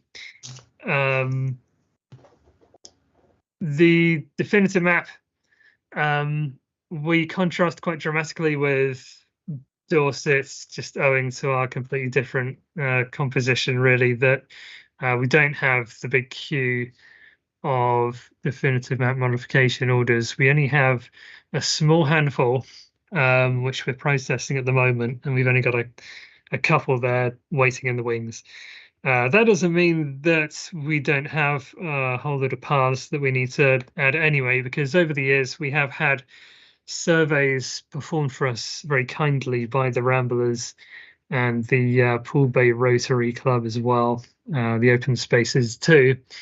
And we have, I've not got the exact numbers, I've just had to go from the top of my head because I need to consolidate this information into a nice GIS layer. Maybe that's going to be for next time. I can show you where all these paths are going to be. But we have quite a few in Bournemouth, a few less in Poole. Christchurch, I think we've been out and about and sort of scouted around trying to find sort of paths which we believe could well be public rights of way, which we need to get our teeth into. So there's plenty to be working on there. Diversions tends to make up more of the meat of our work these days, owing to us being urban. We do have a lot of development going on that requires shifting around the paths. We also have a whole bunch of misalignments. I think there's probably going to be more than 10, but those are the major ones that we wish to address before we assail the task of finalising our consolidated definitive map and statement for BCP. So we're cracking on with that, and we have a few forthcoming diversions arising from planning applications. We also have a few paths that we would like to just create. Some of those have been going on for quite some years and seem to shift from being on the back boiler to coming up front. For example, the Broadstone Golf Course one has been sort of toing and froing for many years. Sorry, Nicola? Sorry, it's just one that golfers have shouted on me for trying to even use the right of way there. And so I'm very pleased. Sorry, I shouldn't have come out with a big ooh. Yeah, no. Yes, it is plainly evident that people wish to continue to use the existing public footpath 5 unaffected by golfers, and of course it makes sense to have a connection up to Ashington Crossing. It's something which makes sense, but there's been a bit of uncertainty with regard to the potential costs, and of course we have ecological issues with regard to the embankment, which is protected SSSI. So that was seriously approached, I think, 10 years ago or more, and it ultimately failed. So, I mean, the most recent effort on that was that we sort of looked at the costs and the ecological considerations again, and the current portfolio holder sort of thought, well, it looks like too uncertain a result to assail that now. But as Andy mentioned, obviously there's elections coming up. It might mean that our priorities change. It might be something that we have to look at again. But yeah, there's creations that we're interested in. So let's see some of the issues that perhaps concerning us that I think might be of wider interest to the forum. And one of these is the Avon Valley Path. I think I've mentioned this before in previous meetings. It's sort of an evolving picture. That we have the Avon Valley Path very close to the river, as it should be really, and that is subject to flooding, which appears to have gotten dramatically worse within the past 3 years, really, to the point where it is now just a major breach of the river. There is sheet piling, which is sort of holding it back, and that has sort of catastrophically collapsed, leading to quite widespread flooding in that area. That was actually taken last summer. We've had a lot of rain recently. I imagine this is probably even worse. And so the problem for us really is answering this question as to, well, when does a public footpath become extinguished, owing to the fact that it becomes actually impassable. And I think that the path really is in a, if not in a twilight zone already, whereby even a decent set of wellies is going to get you through there. It could well have probably been extinguished by that. I've had meetings with Natural England, the Environment Agency, and our own coastal team to try and figure out as to whether or not there's anything we could do to save the current alignment of the Avon Valley Path. And it's looking bad, because the ecological issues are the ones which seem to trump everything else. The idea of reinstating sheep piling, we are told, won't be possible. Boardwalks, again, it's not looking good for that. And I know that there is further undercutting of the bank further north. So anything which we did sort of put in would likely just end up sort of coming a cropper from even further incursions. So the question really then is, what do we do with people who wish to continue to use the Avon Valley Path? And I think we're going to have to advise them that there is a sort of a de facto extinguishment of this footpath, and that the Avon Valley Path now has to be sort of redirected somehow. We've yet to properly survey this. We do have public footpaths here.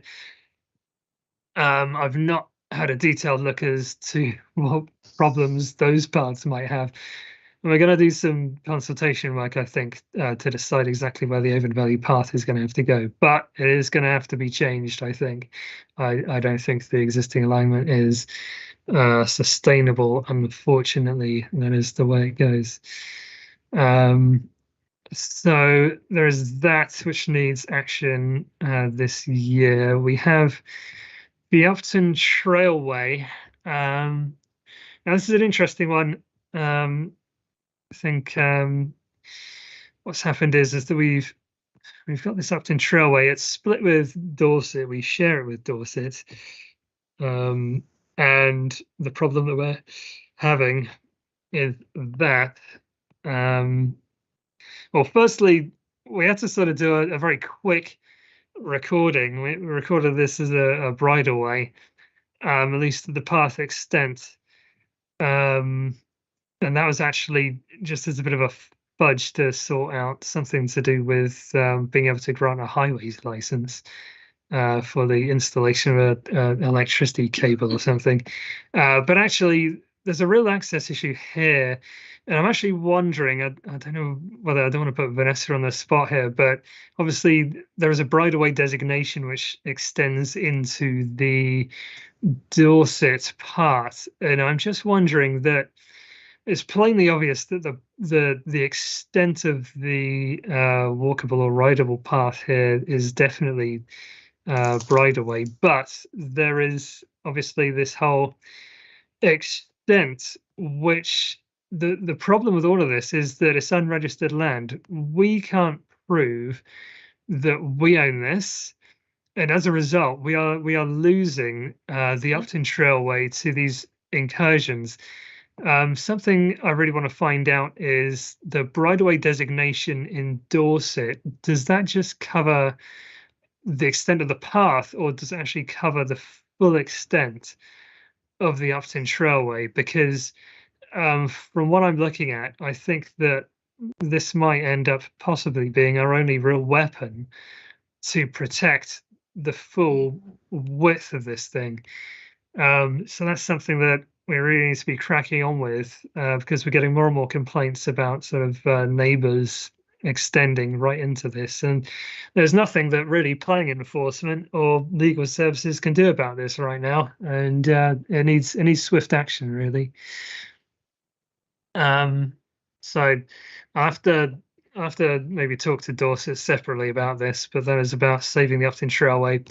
As a consequence of the consultation on the rights of way improvement plan, it was suggested that the Upton Trailway should become an extension of the Castleman Trailway, and of course I believe for that to happen we'll have to further protect this. So there's research and work to be done on saving the Upton Trailway as a matter of priority. There's some more of this presentation now, I'm going to hand you over to my colleague Ellen, who will talk about the Capital Works programme. I'm just going to change over the presentations now. My name's Ellen. I'm here to give you. We can't hear you. Oh, sorry. We've recently, recently joined the Express team, and I'm going to give you a brief overview of the Capital Works programme. And I'm sure Pip will be happy to jump in and add anything or correct anything that I've got wrong. So first, we're going to share an update on what the 2022-2020 work programme was spent on,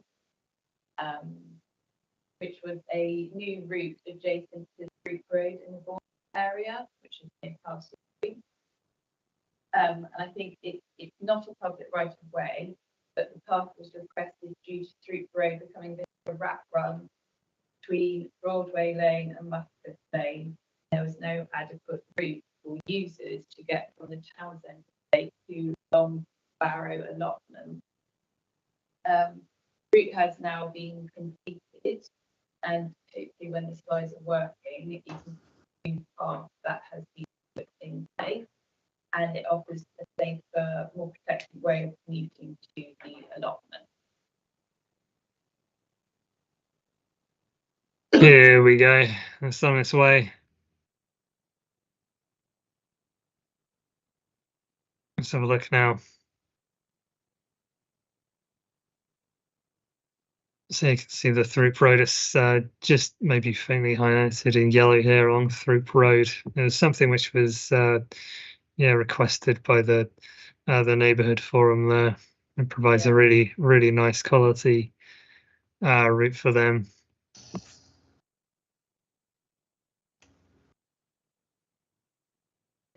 What status is that part?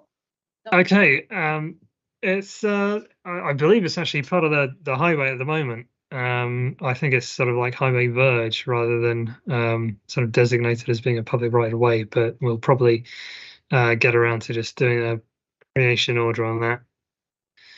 Is that the road on the left-hand side? Yeah. That's correct. I think the main, Pip might correct me here, I think the main purpose of it is to get to the allotment. Correct. When it was deemed, it was installed, it was probably the majority of users would be pedestrians and cyclists, especially given at the allotments you can't bring animals, so it would be dogs, so probably be pedestrians. And if cyclists, then pedestrians? Yeah, I don't think there was anything stopping them. I think, I suppose, I don't know if it was correctly. And when I was down, there was no sign saying. Yeah. But I don't know if that's right, Pip. It was the idea was introduced was the. Yeah, I think it would be I think it'd be easily wide enough. You can see it right there to support questions. We wouldn't have any issue. Would be supportive of that as an idea. Absolutely. I'll just move on to discuss this year's plan for the Capital Works programme. So the first one is Sheringham Road, James Road, and that's footpath 135. This was a DMMO application that was submitted for a footpath between these two roads. This is in the Branksome area in Poole. This order was objected to, so it went to public inquiry, and the planning inspector confirmed the order earlier this year. As you can see from the photos on the slide, there will need to be quite a bit of clearance work carried out on the footpath, and we will be investigating whether the footpath does need to be surfaced, making it easier for the public to use the route. A previous occupant of the property adjacent to the footpath had erected fences which had blocked access to the route from either end of the path. I believe Pip has carried out a site visit to confirm that after a letter was sent to the current occupier of the property adjacent to the entrance to the route after the confirmation of the order, the fences have now been removed, so the public can use it, but obviously work does need on the footpath. I think we have got a current estimation that we've given for £10,000 But as of yet, we have not contacted our street team to discuss any more about it. Just move on quickly to the Old Wareham Road to Ringwood Road. This is another footpath, and this is in the Newtown area of Poole.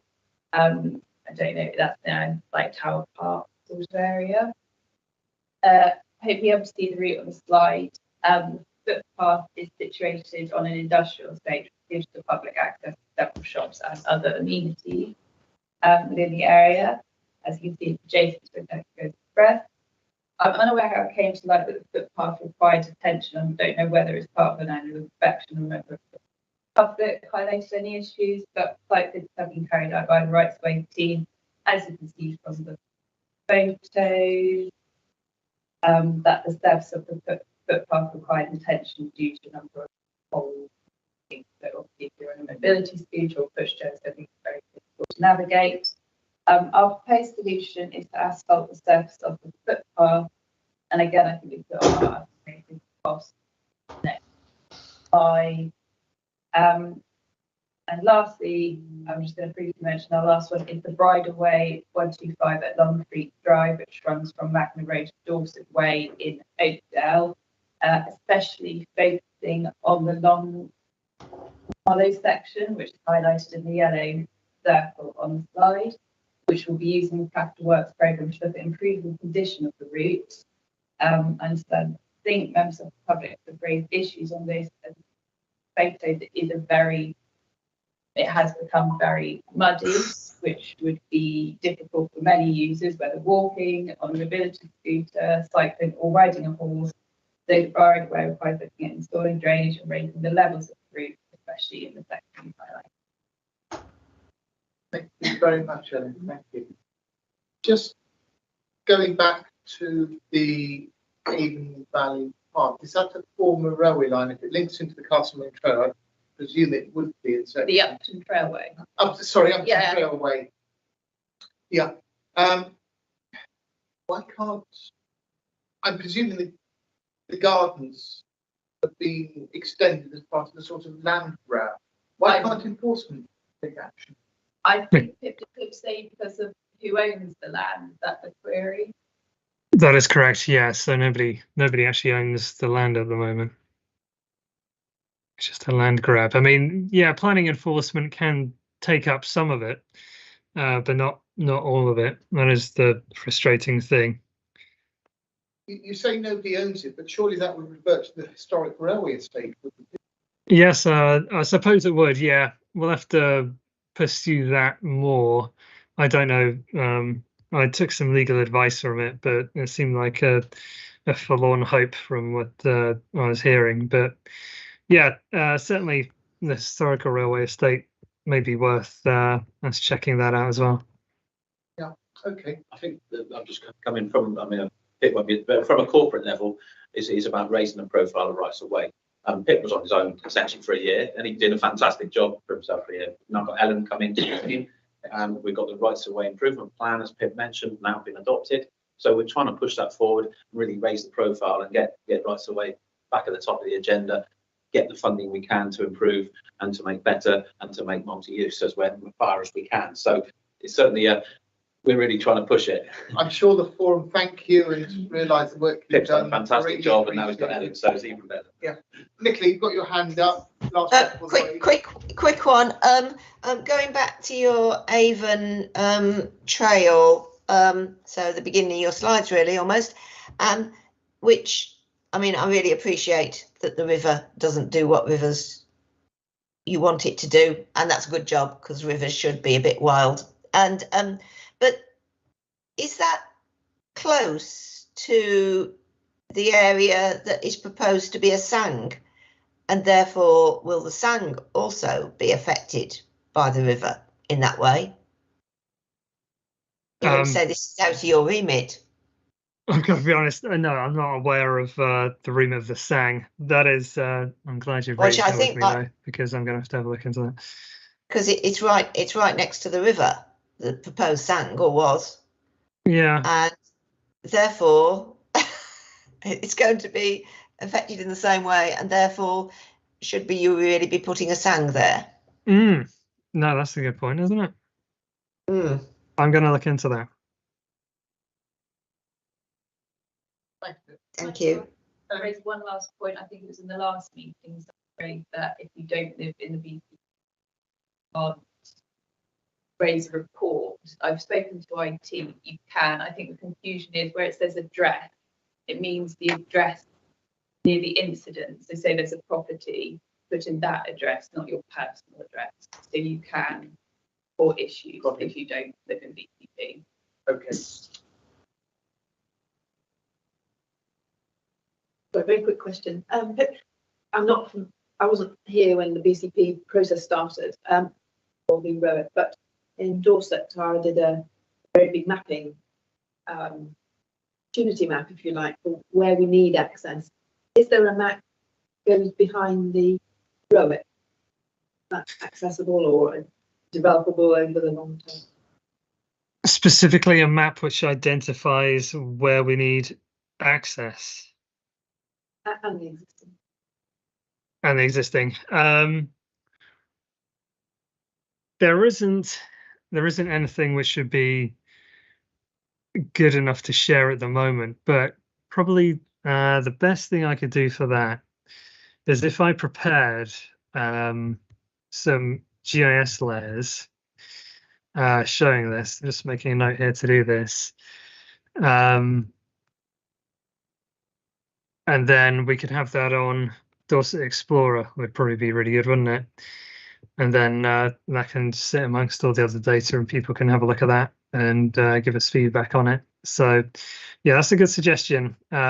Developing our mapping systems is one of the commitments that we are making, and better use of Dorset Explorer is definitely something we're interested in because it's such a great tool, really. Because I know Dorset has got that, but it's not. Certainly the existing. Oh, the existing. Yeah. No, the future. But yeah, all the opportunities and all the points that are indicators as desirable by the consultees. Yeah, that's all we. Right. Just picking up that point, one of the original comments we made back to Tara years ago was to draw her attention to the fact that Concession Rights of Way Act says that in preparing your right to way improvement plan, one of the things you are required to do is to assess the needs of the community for right of way. And we are waiting with bated breath to see how you respond to that. But in principle, both your ROIC and PICS ought to start out from an explicit assessment of need. Indeed. Right. Shall we take a break now? And we'll try and come back in 10 minutes if that's all right.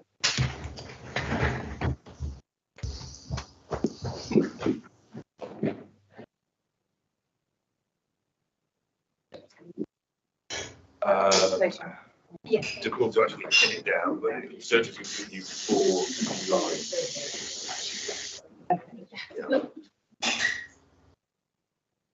Yeah, I mean, to me, that job to me. Future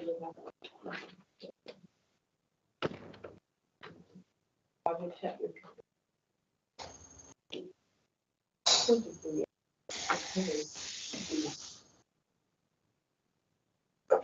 and then whatever you do. Yeah. We've got to put together. Yeah, absolutely. How does no rank on that? Might be wrong, you could get there. So you want to make Susan.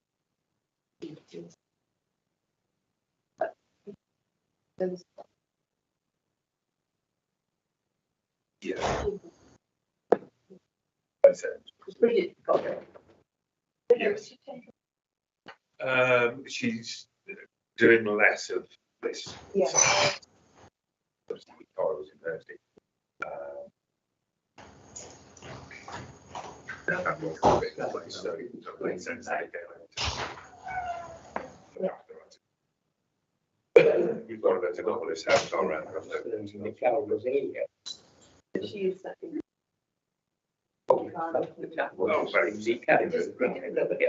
Just to do that transfer. Yeah. I'll check with them. No, I don't want to get but they're not the way the screen is. Use your sensitivity about how you talk about they are. It might be already there on kind of internal things. Well, the DNA model Yeah. that are right now, I'm having a think about it. Yeah. Yeah, certainly there's been that. I need to break there. I know exactly. They just ring it in a bit. I don't know. Okay. As opposed to nothing. Shorthand machine. Yeah. Based on that. And that'll hopefully then what you can then use it. Yeah, absolutely. Yeah. It's going to be needed. Design, so I quite like how you get more side get the correct things. Indeed, yeah. Certainly around specs. Yes, I do. So you would do. Yeah. And what I mean, I think well.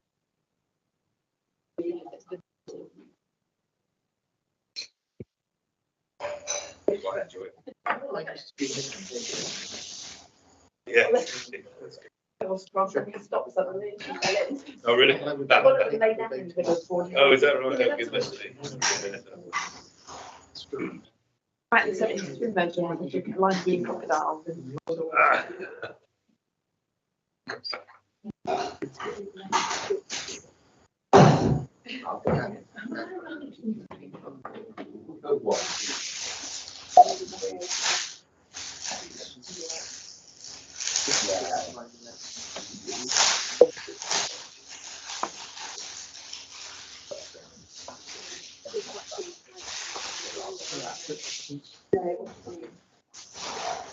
know the one you mean, but I'm not my own.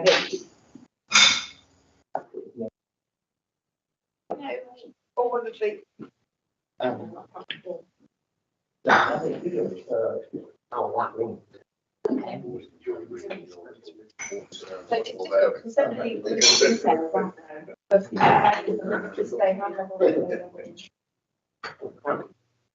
We often deal with things that be at low level anyway.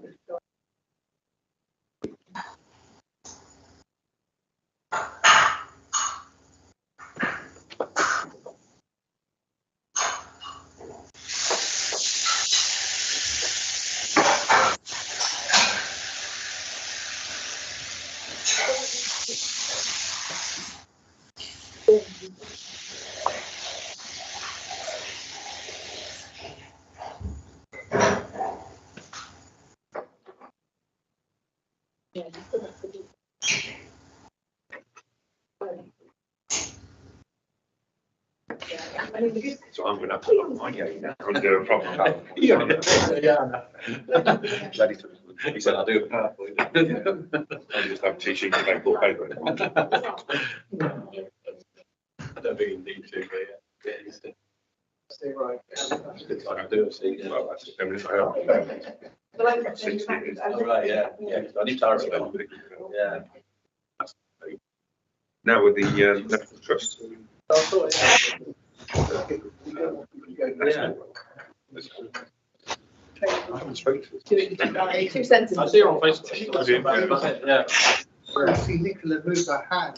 Oh, yes, she'd wait. And, you know, Oh, yeah, it's services having a restructure. Getting an out right. So he's now. Oh, Charles, yeah. Service manager more really. So everybody's doing his so we can side. Right, yeah. So I interim just for half of the week.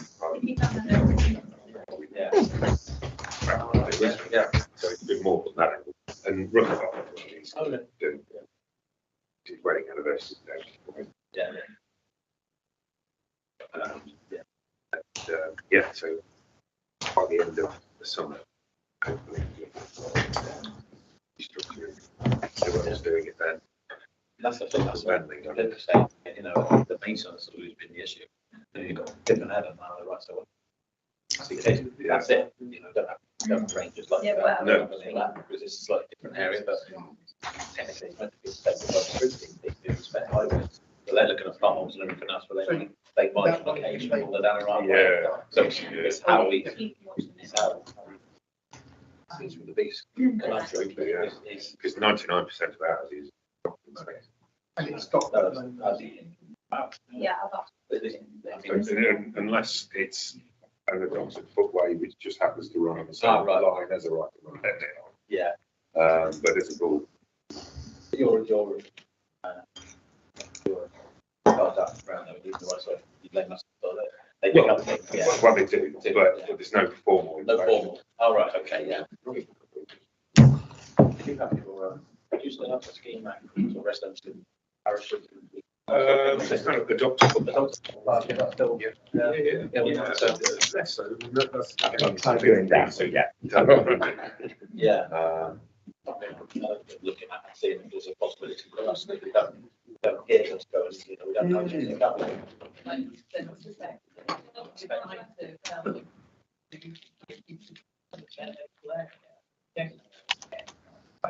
Well,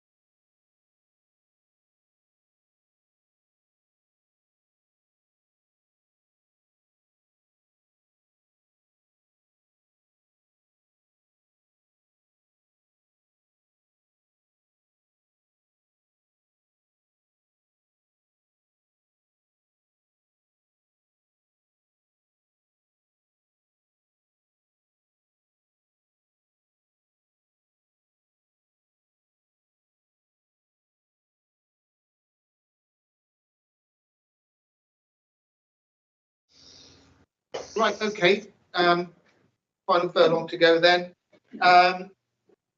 We're on item number 6, function of the DLAB. Items of interest and how these are received. Well, and the reason that I asked for this to be on the agenda was that I felt several times in the period since our last meeting, and indeed in between meetings in general, Gemma has forwarded us things on which the LAF is formally being consulted, and everybody had their 2 pence about it, and then that was it. Nothing was done about it. And I just felt we should have a little bit more of a protocol, probably too grand a word for it, but a process that we follow when we do get consulted in, because invariably we get consultation, they're going to come in between meetings. They're not going to conveniently arrive a fortnight before we next meet so that they can be formally discussed here. They all arrive in between meetings. So I just wondered if there was some way that we can agree that we will cover these. Because I do think that even when it's something on which, for example, in the last period between meetings, we were consulted about the access on MOD land somewhere over near Poole Harbour. The consensus was that comment, it was land on which public access wasn't viable, and so there wasn't any point in saying much about it other than that, really. But it was just left hanging, and I kind of think that when an organisation does formally consult us, that at the very least we should be saying thank you for consulting us on this occasion. The Dorset Local Access Forum has no comment to make, or whatever it is, and not just leave it so that there's no comment at all from us. Because if we want to be taken seriously as an organisation offering advice on access, and it's come up several times that we have no profile, we don't get automatically thought of as somebody who can give advice on public rights of way. It's more likely that one of our constituent bodies, not constituent bodies, one of the bodies that some of us represent will get consulted, but the lack just isn't on anybody's profile. So anyway, I don't really know what it is I'm suggesting. I mean, I would be happy when we do get consulted in between meetings to be the person who coordinates the response, or if it's something that's not within my expertise, to ask whoever here has got what I think to be the expertise to say to them, will you coordinate the response? That's really what I wanted to do. Good idea. Anyone else to give Nicola then Paul? Janet, I think that's an absolutely great offer, and I fully agree that we seem to have got into a state of disorganisation, really, but I know it's Easter week or nearly Easter week, but I can see that we started off 18 months ago with a whole load of new eager beavers, and who obviously put some effort into putting in an application form to being on the LAF, and most of them seem to have just be disappearing. And so I think there's obviously something in which we're not involving people, quite frankly, and we're not making the LAF work. So that's my little thought.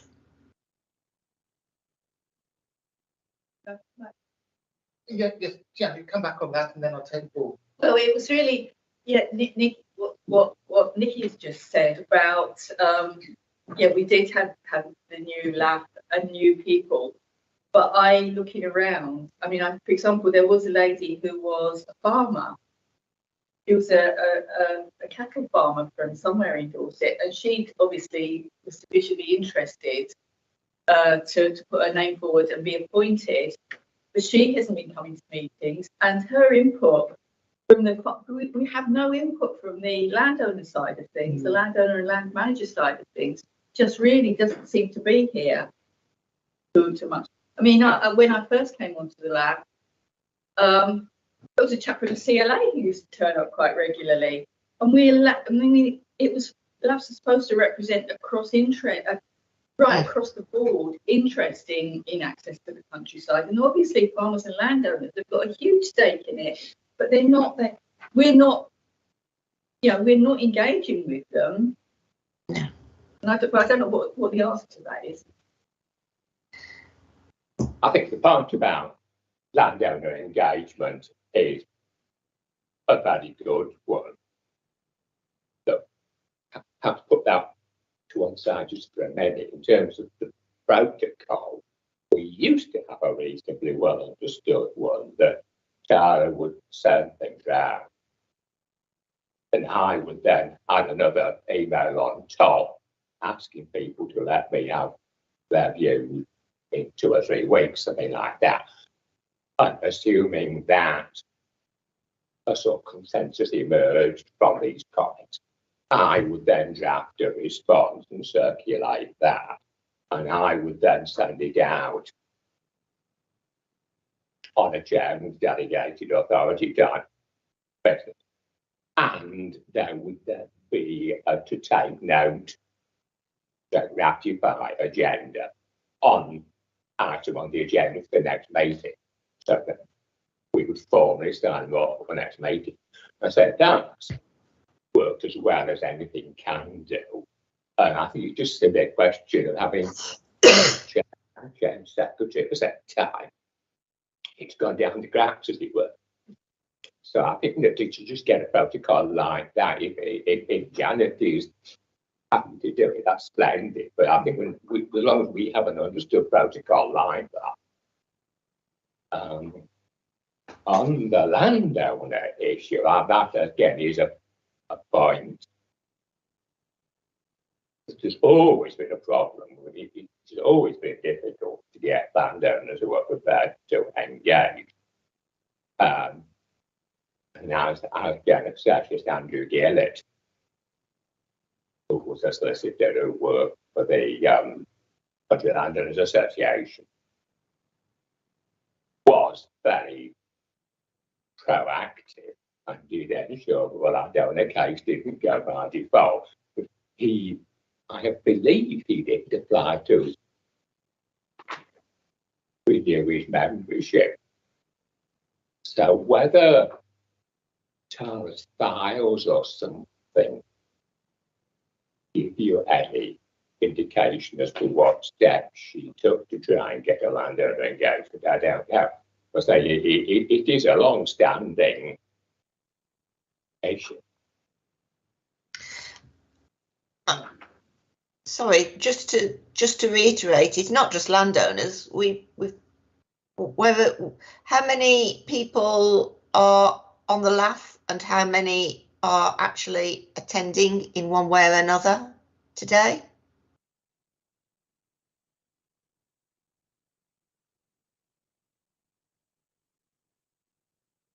T1 would be.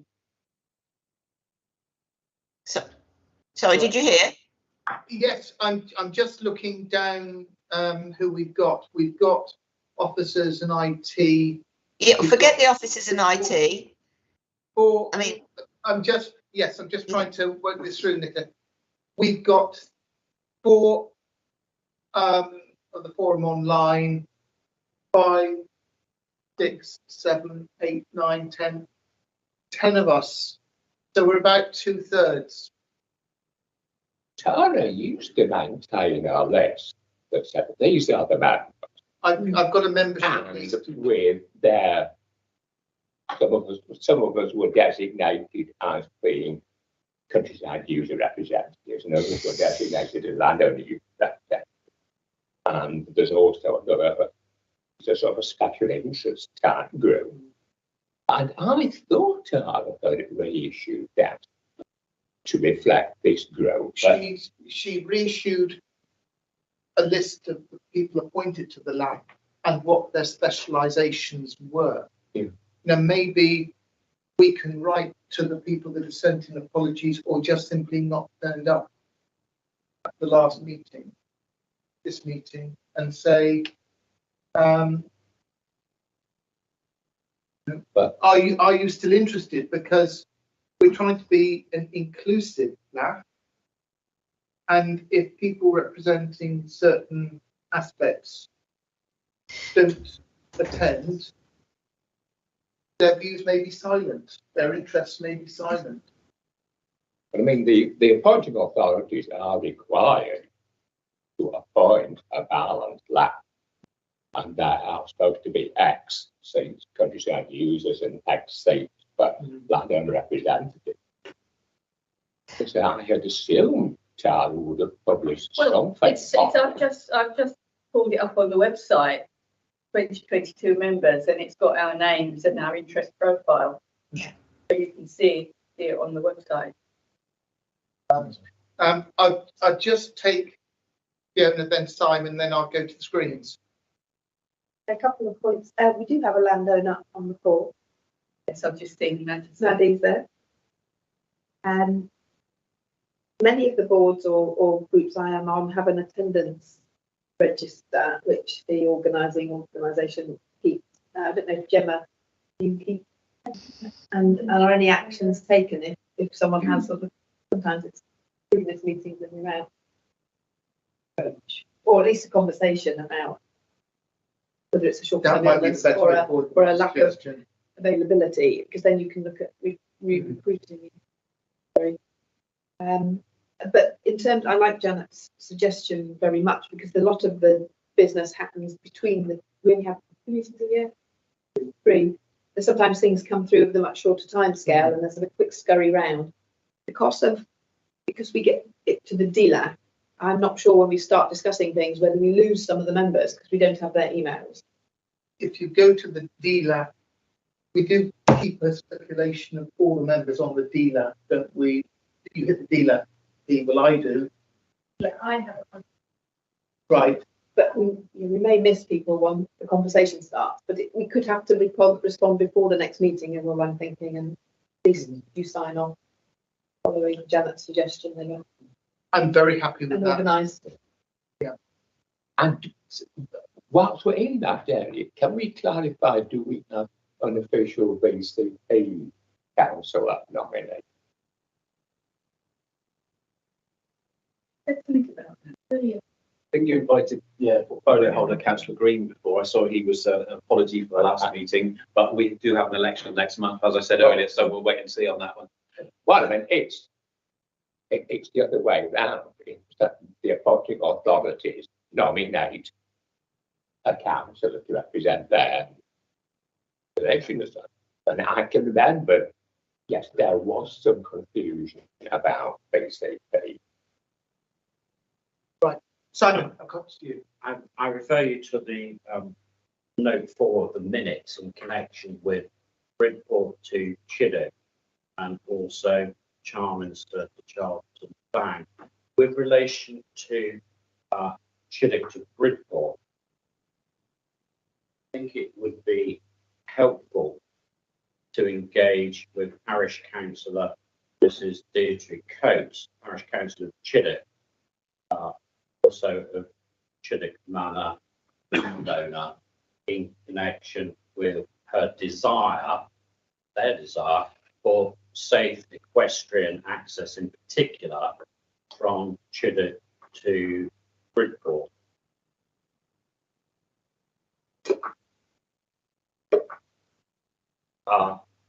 Perhaps even more interestingly, I would draw your attention to the fact that the government funded north of Dorchester garden community proposals now has an active website. It does have an active website, which I believe details proposals for access through the water meadows north of Dorchester for the public good through the 200 acres of water meadows that they propose to, their words, restore. Both those two items, Chiddock to Bridport, and indeed the north of Dorset garden community may be of interest to you, Chair. I have attended some of those workshops, and I'm going to come back to those points in a minute. Amanda, you've been waiting patiently. Hello, thank you. Hello. Sorry, I'm just going back to the point earlier about people who are now sort of like not attending anymore, who might have done or signed up for this. Just a bit of feedback, really. I've been on the LAF for some years now as an independent. I don't represent anyone in particular, but and I found it incredibly useful, though, to be part of the group. However, I think I've missed the last 2 meetings, and it's really hard to reconnect if you miss some. It's really hard to connect in. Anyway, just an observation. But so one of the things I struggle with, and still do, even after attending many years and many meetings, I used to be much more actively involved than I am currently, is all the acronyms and the knowledge that obviously some people in the team hold deeply, but isn't always accessible for those of us who don't work in those areas anyway. I learned a new one today. I still don't know quite what it means. I think it was sang or something. So I don't, so I have to kind of go away and look all these things up afterwards and then make sense of what was said. So that's just a sort of an observation. The reason I've been absent recently is because I'm actually currently directing a large heritage funded project called This Land, which includes aspects of access, in particular disability access, all about the Isle of Portland. And I would love to be able to ask the committee advice, because I'm sure there's lots of knowledge in the room that would be very useful for this project. But I don't know if I'm allowed to do that, the protocol on that, i.e. approaching, sending out an email sort of asking if anyone has any input on that, on whatever the question is. But just to say that I'm still very interested. If I feel like it seems like an absent person, it's because I have a full-time job, and part of that job is actually at the moment is directing a particular project about the environment on Portland and access to nature. So, and we've got some events coming up, but I just want to make the point really that sometimes it's a bit difficult to join in if you're not really understanding the whole system of how everything works in terms of rights of way, etc., etc. Thank you. Thank you for your point. Nicola, have you got your hand up, or is that the yellow? I have got a hand up. Yep. And just to answer Amanda, I'm sorry, suitable alternative natural green space, and they're areas that are provided for mitigation against use on the heathland in order that we can build more homes. It's a short answer. And I was just thinking, Philip, we don't need to be asking people if they're still interested. We need to be asking why they don't seem to be interested, because that's a really important thing. Not we can ask them if, and they can all say no and disappear. But what we want to know is why all these people who were full of energy, and as we can remember from the first meeting, and don't seem to be as full of energy now, and we don't seem to be hearing from them really. And so I think that's the question we need.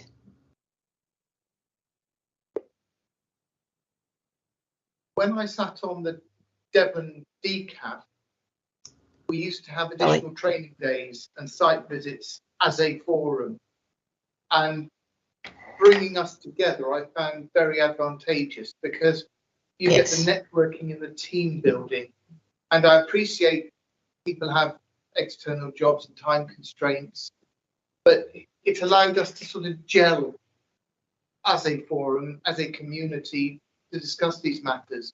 And maybe there may be a possibility of we're talking about a site visit to see some issues regarding the cycleway corridors on active travel maybe that might be an opportunity to bring the whole LAP along to have their input. That's something we might want to discuss. I'm very Yes. happy with Janet's suggestion that we sort of knock something around the forum and Janet does a reply. I think that's a sensible way forward. Some things I can reply to as chair, where we've had a resolution like we've had this morning. But one point that I would like to bring up, which is touched on by the expenses and the DLAF budget. I've attended the North Dorset Garden Community Workshops. I've attended 2, and they are very, very interesting, and I would urge other members to go along to. I've also attended the presentation for the Stour Valley project back in February. And I think it's critical that we have the ability to attend these events. Now, I, in the past, have always cleared, whenever I want to go to such an event, that the council are willing to fund our expenses. And to the one for the Stour Valley, I was told the budget had run out and we couldn't afford it. Now, we've got to be able to do our work as a statutory body. I've asked for the financial budget this morning, and do we know where we are? Have we found out what is left? I presume we've got a new tax year now, a new council financial year starting, so we're back up to the 2000 again. But had we fully spent out at the last meeting? If we had, do we have enough to allow for people to come along? The notes that I'd been passed, it looks like last financial year, £1,384.86 was spent. What had previously been agreed many moons ago was that Dorset Council would put 2,500. Obviously, this is pre-LGR. Bournemouth would put in 1,000, and Poole would put in 1,000. Whether that's still an equitable split. I'm not going to say what it is. I've just recently signed it off, so yeah. So, but since LGR, BCP had not been invoiced for their contribution. Okay. So I don't know. That might have been the reason why there was a bit of a shortfall. Well, to me, that isn't a short. Well, you say we hadn't spent out, but Yeah. surely it should have allowed members to attend these workshops and that presentation back in February. The finance was there. So why were we told not? I don't have an answer. Okay, let's try it no way around. How do we ensure that going forward, we draw a line under this last financial year, how do we ensure that we're allowed to claim for the visits we make on DLAP? Well, I guess as that particular budget code is under me, give me a call and get it clear. Okay, so come to you. I went to Pip. I went just to because Bridget. I'm the approver for anything on that. Okay. Line. So you're the approver of that budget line. Yeah. You know, Bridget, you know, sorry, we can't afford it. It's a very fraught sack that would take them hours to rehearse in detail. But, for example, until like 10 years ago, we used to hold most of our meetings in local village halls, which was sited so in the afternoon we could stand for and do a site visit to some recent project or other. And that suited us all very well. But basically, say a decade or so ago, DC said, sorry, we're not prepared to fund that. You can have meeting free accommodation here. And I, at the time, did ask for some guidance on what the budget provision was. And nothing tangible ever came. And in fact, if you look at the Secretary of State's guidance, there's a section in it that says appointing authorities receive funding through the rates for grant mechanism. Discharge there. That responsibility. The rates for grant mechanism has changed out of all recognition since then. And that is no longer an operationally meaningful state. And so the councils have a statutory responsibility to provide facilities for us to make. They have a statutory responsibility to employ a secretary and have it out. I think by implication there is a requirement to cover expenses attending meetings. There is. But say all of that is academic in the sense that the council as a political body have said, right, that's your amount of money. That's it. What I'm seeing here is that we have underspent, and it has inhibited us from attending certain things that we need to further understand what's going on in the counties. Because there's been we as a group have had zero visibility on what is happening that way. Yeah, it's. Particularly, yes. Can I ask? I mean, even so, do we know where the money's gone? Because I can't even understand how we've managed to spend £1,300 when, quite frankly, we haven't done anything. I mean, and I've never claimed a penny in expenses. Well, yeah, it's an awful lot of biscuits.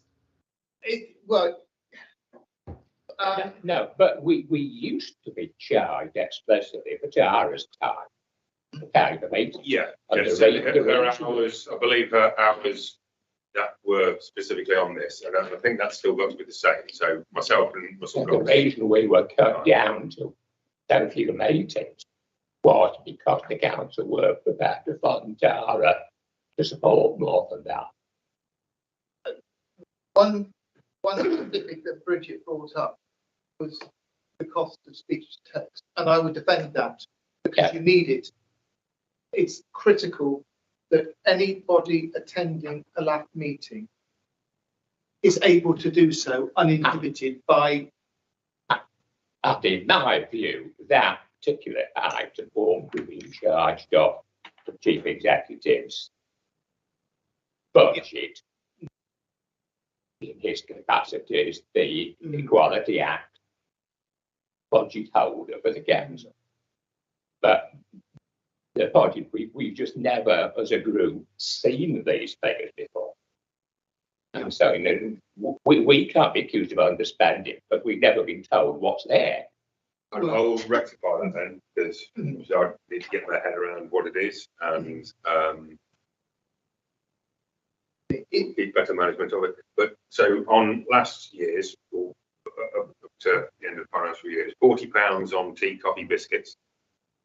£380, 44 pence on volunteer mileage, £2.92 on other vehicle expenses, and £961.50 on freelancers. On what? Oh, I see. Yeah, but sorry, I didn't catch that. Can you? What did you say? 900 and something pounds on what? On freelancers, which I'm assuming is the text, speech text. Is the what? For the meeting to actually have a future budget. Yeah. Just an update from. Still didn't get that. we need to firstly make sure that we protect the existing budget, because bean counters being bean counters will see an underspend and think, well, we'll reduce whatever it is down to what was spent last year. No, I've got it here. Current budget for 23. There's 2,500 pounds. That is what we've got in there.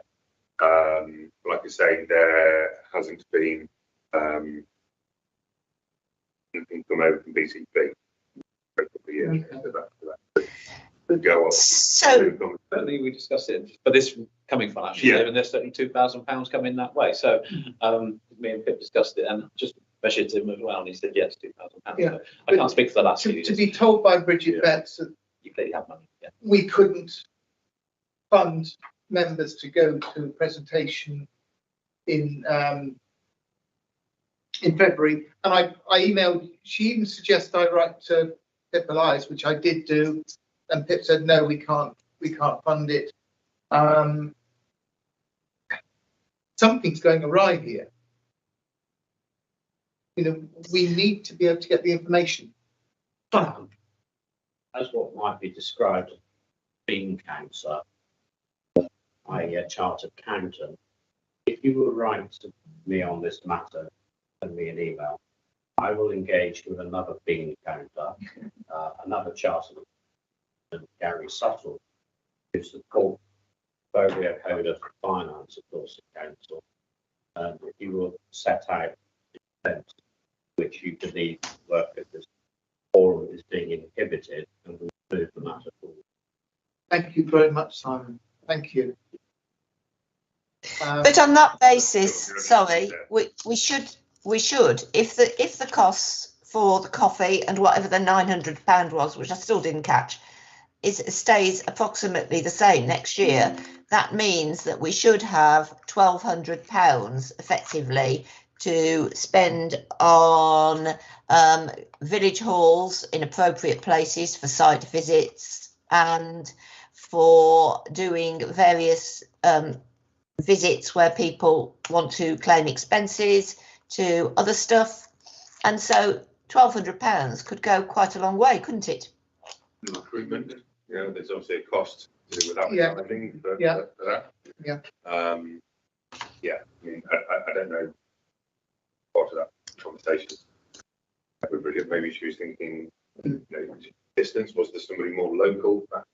But more appropriate. there came to a point when I raised the additional meeting to discuss the rub, which I think is imperative that we have a full meeting set aside to go through the rub on a line-by-line basis.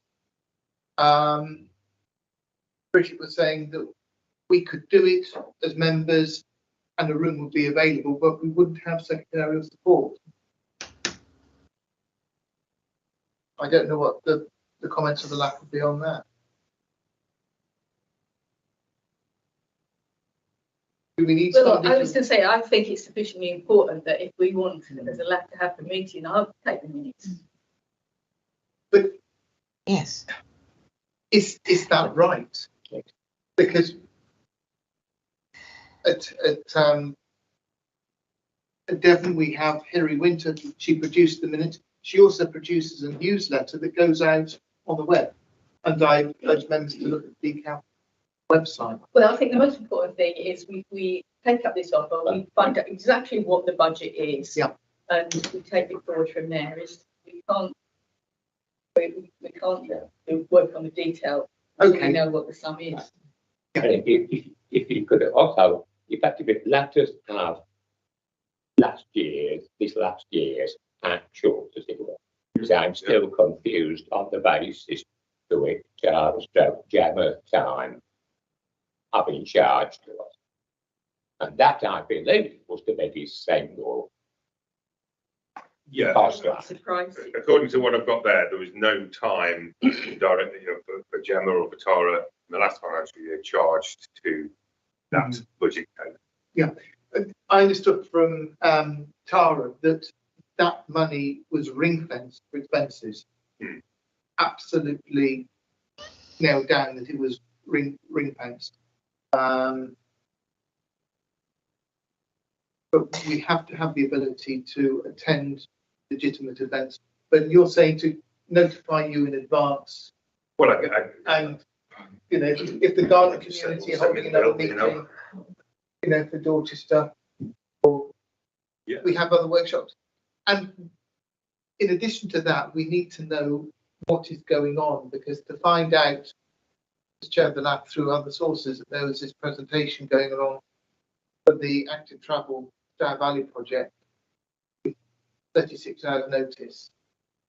That's insufficient, and it was reported in the press the following day, on Deco, that this presentation was available, but the officers were going only on the first day, so it was too late then. Certainly on that score, Rick, as we get information and emails come through, we'll think about it. Thank you, Graham.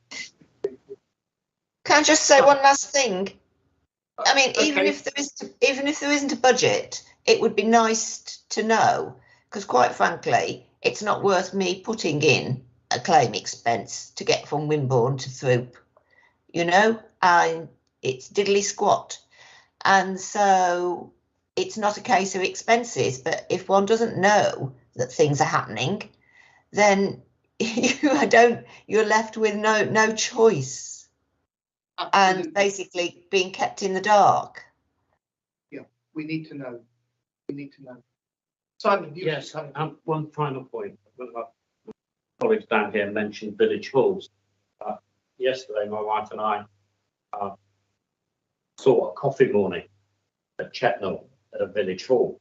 And we went in to the village hall and we spoke to a lady active in the village. And I said, do you use the railway station? And she made negative comments about Chetnall railway station in terms of access from the village to Chetnall railway station. Really, we need funding to do positive things. I don't need to tell you, since COVID, they're using footpaths more and they want to be outside.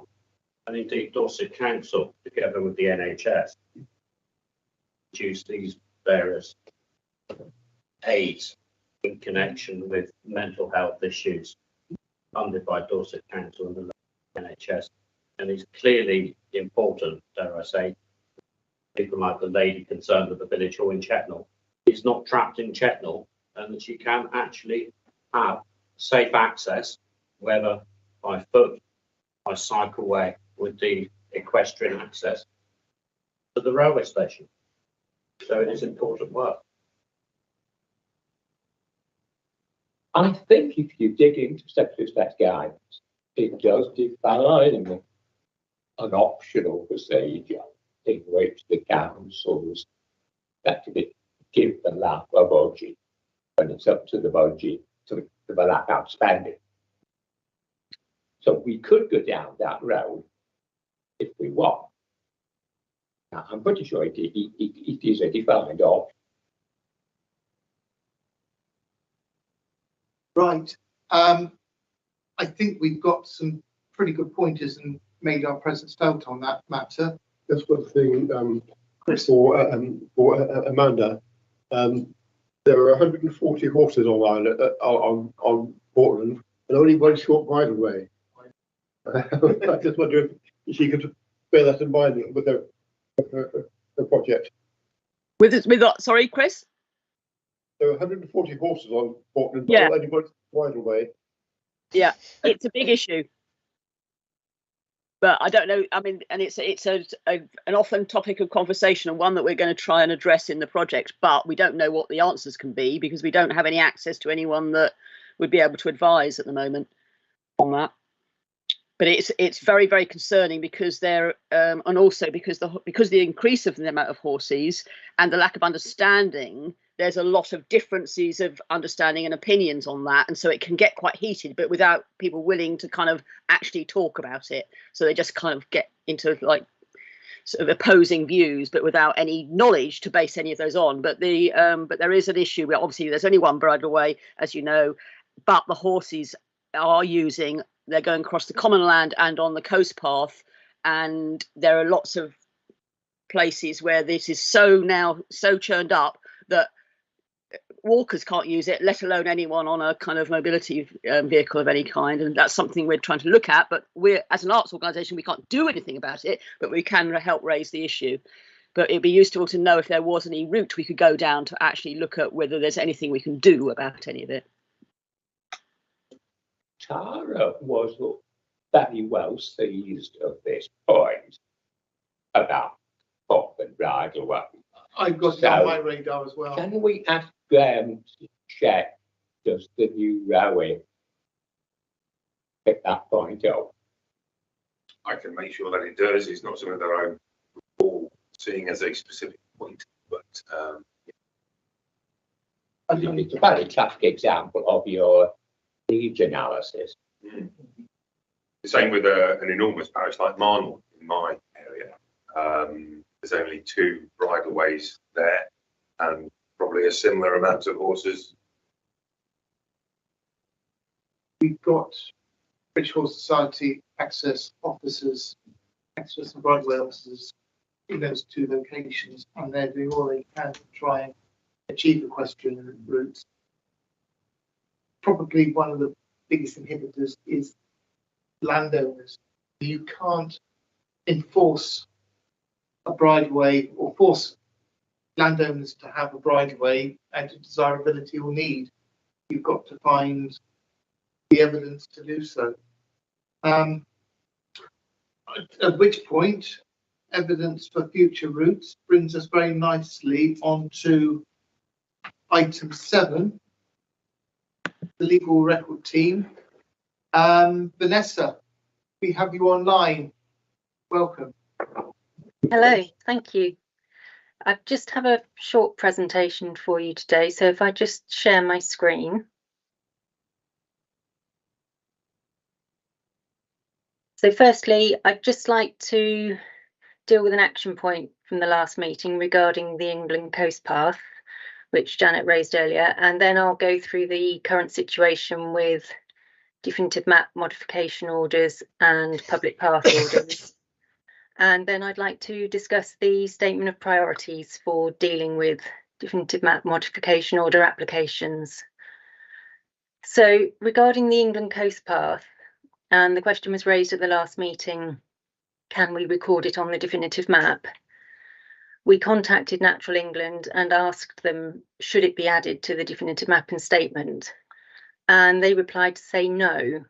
The coast path is usually a mix of sections that are either already on the definitive map and statement, so public footpaths, bridleways, etc., and also new linking sections which are not recorded as public rights of way. What happens is that the coastal access legislation creates new CRO access rights along those linking sections. So basically the coast path can't be added to the definitive map because it doesn't meet the criteria necessary for us to be able to do that legally. But I think from the point of view of the public using the route, it is clearly shown on Ordnance Survey maps and lots of other maps. So hopefully it's not too much of an issue from the public perspective anyway.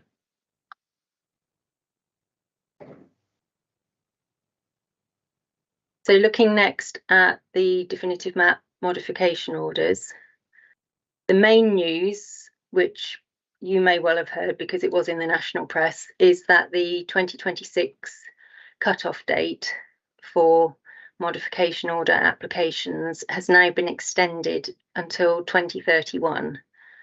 DEFRA released a statement on the 22nd of March to say to that effect.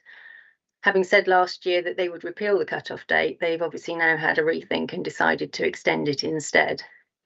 And they are continuing to work with the stakeholder working group to agree measures to manage the cut-off date transition. So we don't know how that's going to work or what kind of guidance we're going to get. But we do know also that they are looking at drafting the statutory instruments for implementing certain aspects of the Deregulation Act with regard to how we manage our applications and things we can and can't do. So we're waiting for that because we've had no details at all regarding that. They just said that they're working on it, but there's been no update on that. So as of last week, and yes, Pip, I'm very envious of your situation in BCP, we have 227 cases that have not been started. And actually, that was the situation last week when I prepared this presentation, but I checked again yesterday afternoon, and actually we now have 234 not started. The rate of new applications has increased again. It went a bit quiet towards the end of last year, but we had 14 in February and 9 in March. So basically it's our good friend from the BHS who's obviously devoting more time to it again now.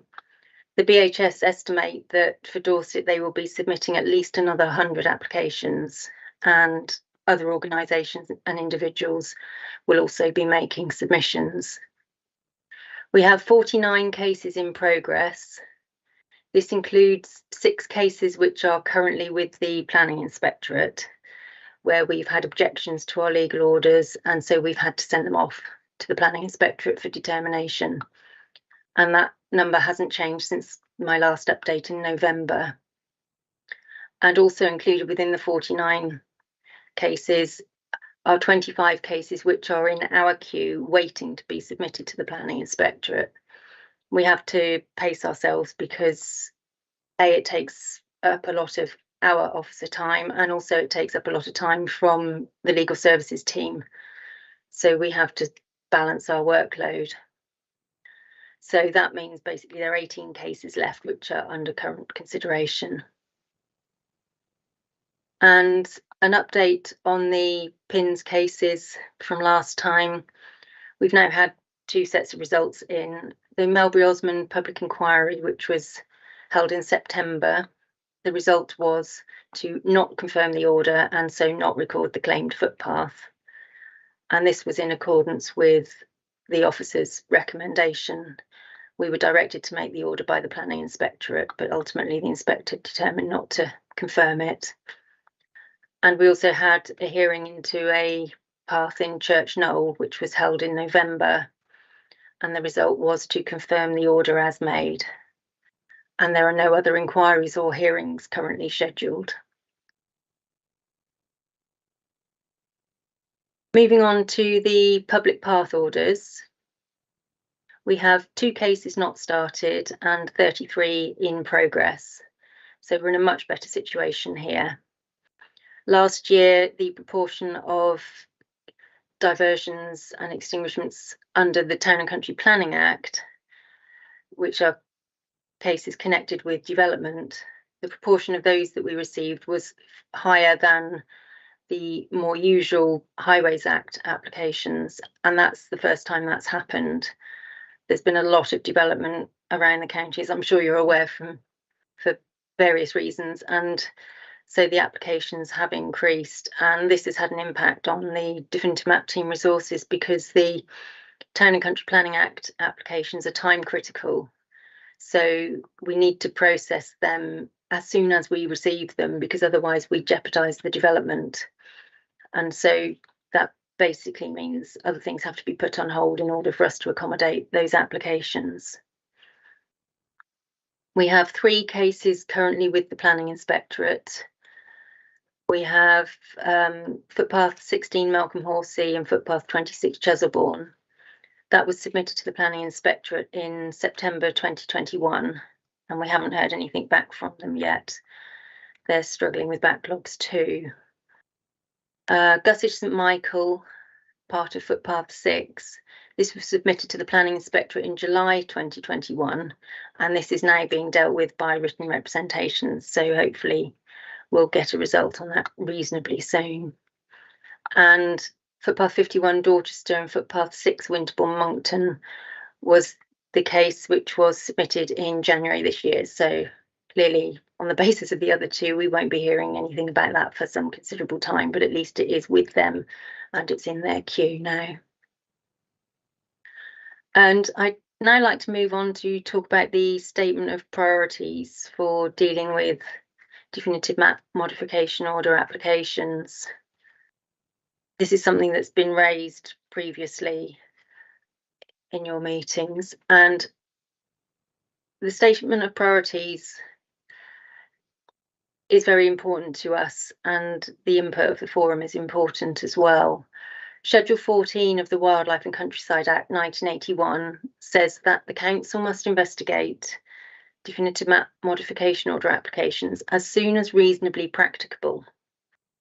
If the council has not determined the application within 12 months of receipt, the applicant may ask the Secretary of State to direct the council to deal with it within a certain time. And in considering such a request, the Secretary of State will take into account any statement of priorities and its reasonableness. So as discussed at previous meetings, the statement of priorities for DMMOs is under revision, and the thoughts of the forum would be very welcome. This is the existing statement of priorities from 2010. I hope that's not too small for you to read. If it is, please say, and I'll just go through it. Essentially, this statement relies on the applicant applying to us to have their case prioritised. All applicants are advised of this statement when they submit their application, and we put it on the register. But I suspect many forget about it, and only a few actually do contact us. Others just wait quietly until it's their turn, because we try to deal with things in order of receipt. And whilst we appreciate obviously people's patience and their understanding of our situation, we do feel that sometimes there would be some benefit to taking applications out of date order. So we've been looking at how we can improve the situation. A lot's changed since 2010, not least the vast influx of applications recently from the British Horse Society and others in anticipation of the cut-off date. The vast majority of the BHS applications rely on documentary evidence alone. And this means that any user evidence applications that are submitted now could conceivably be waiting in the queue for over 20 years. Our backlog is now that long, and this clearly isn't reasonable. Experience has shown us that, particularly with applications based on user evidence, the sooner they can be considered, the better for all concerned. So after a benchmarking exercise with other authorities and discussions with colleagues, there are recurring themes which we would appreciate your thoughts on to inform the new statement. Many authorities are in a similar situation to us with large backlogs, and there has been an almost universal move away from dealing with applications in order of receipt. Cases are more often now allocated a priority when they are registered in accordance with the specifics of each application. It's not the responsibility of the applicant to make a request for prioritisation. And naturally, there is variance between authorities, largely due to differences in the nature of counties and how urban it is, how rural it is, all sorts of different things. But common themes are present. And we find that cases are being prioritised where a direction is received from the Secretary of State. So that's where an applicant basically lodges an appeal against us delaying the process. Public benefit or safety as an issue, whether or not a development is affected, whether or not the case is predominantly user evidence, where the case is documentary evidence only, but the landowner has been notified. And it is a requirement that the landowner is notified before we can start investigating an application. However, we can accept an application and register it without the landowner being notified. Currently, it is the responsibility of the applicant to do this. One of the key aspects of the Deregulation Act, which may or may not be implemented, is that that responsibility falls to the council to do. So the majority of the British Horse Society applications that we currently have on our register, the landowner has not been formally notified by the applicant. This is taking place because it speeds up their process, and it means that they can get through more work basically and actually get the applications lodged, which ultimately is the important thing. But it does mean that we cannot investigate them until the applicant has notified the landowner, as the legislation currently stands. If that legislation changes, then we will have to look at what the transitional arrangements are. But this means that we currently have a lot of applications on our register that we can't actually investigate, even if we didn't have a backlog. And so I think it would be reasonable under those circumstances to put those in a separate queue, which would then whittle down the number of outstanding applications we have that we can actually deal with. So I just would like to know what people's thoughts are on this, and whether there is anything in particular that you think has been missed, or you have any comments on these suggestions. I think ultimately what I would like to do is put them in order of priority, and then it can go onto our website and each applicant can be informed, and everyone will know where their application will sit once they submit it and what the priority allocation will be, and it will be clear to everyone. So basically, over to you. Any thoughts, comments? Can I just ask one point of clarification? Yes, the landowner has to be notified, but does it necessarily have to be by the applicant? Is that prescribed in the Act? Yes. It is? Yeah. Right. Okay, the other issue is it says the landowner has to be notified prior to determination rather than at a specific point, doesn't it? I understand it's prior to investigation. Prior to investigation, I Yes. stand corrected, yes. Yeah. Yeah. This is quite an in-depth issue with the statement of priorities. Would it be better to put it on our work programme and for us to discuss it in the round in the July meeting, and maybe you come along and we sort of bounce it around the room rather than try and do it in 5 minutes? You know, I think this requires a fuller discussion. Right. How would Okay. you feel about that, Vanessa? My only concern with that is that obviously that does put a certain delay on it. At the moment, I'm not going to be available for the July meeting, and I do need to get this sorted pretty quickly. Obviously, you know, I don't want to spring it on you and say, okay, well, you know, we need to move on, but that there is a time issue here because of the way the applications are coming in and the fact that we do need to reorder them fairly rapidly. I was hoping to achieve this within the next month or two, really, because I need to get a report signed off so that we can get something on the website and we can actually start reordering our applications in line with other priorities. Okay. Is there any way we can sort of maybe... I'm thinking this on the hoof, and I'm wondering if you can circulate the statement of priorities to the lab and we look at it and come back within, say, 3 weeks so we can consider it and help you. Because one thing, having sat in on the Melbury Osborne inquiry and other inquiries,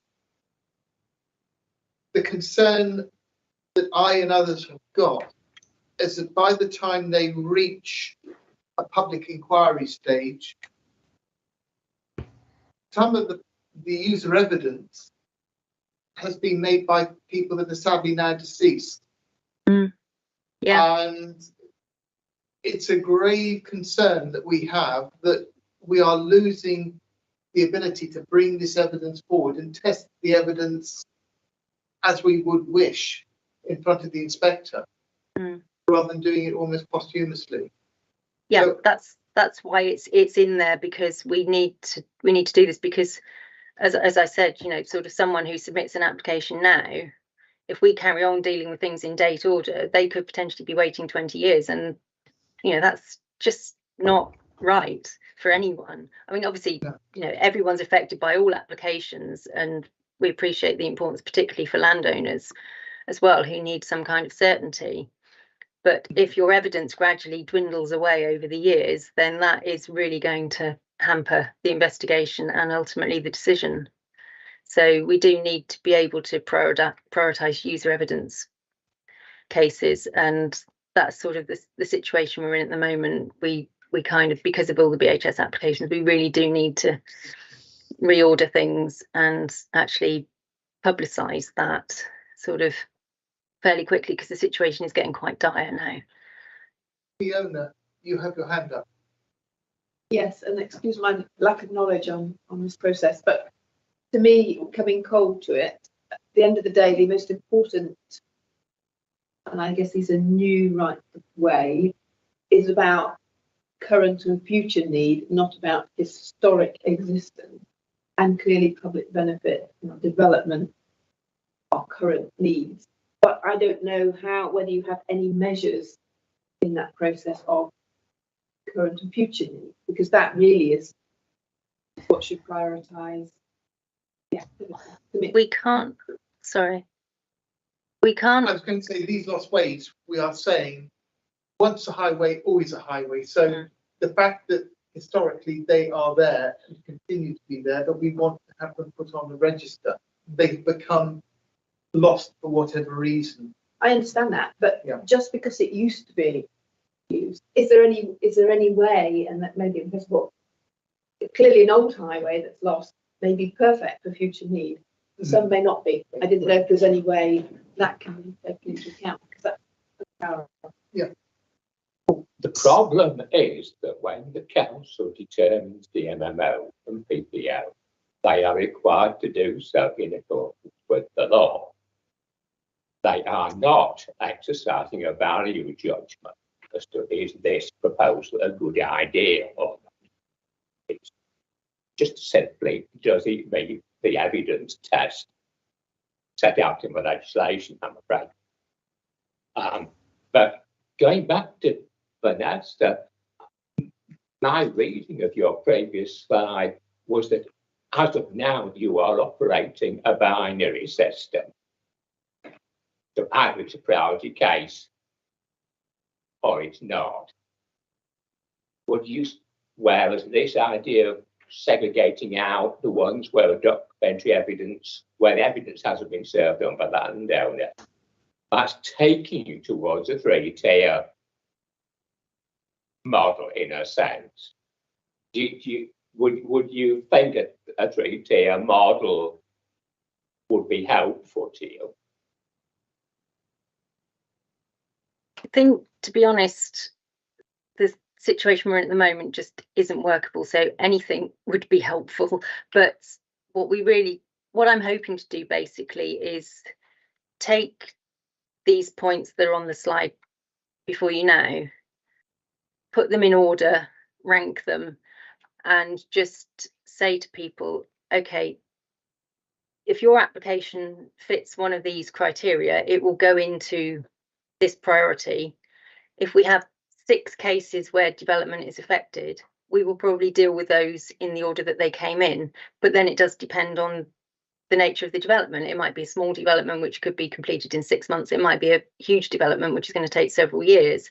So we would take that into consideration. But again, if there were public benefit or safety issues that could be resolved by earlier determination, then we would deal with that in order of priority. So what we're hoping to do is rank everything as it comes in, and then people will be able to see where their application is in the queue, roughly, hopefully, when we are likely to be able to deal with it. We would obviously have to put a massive health warning on that, because things do change and are generally beyond our control.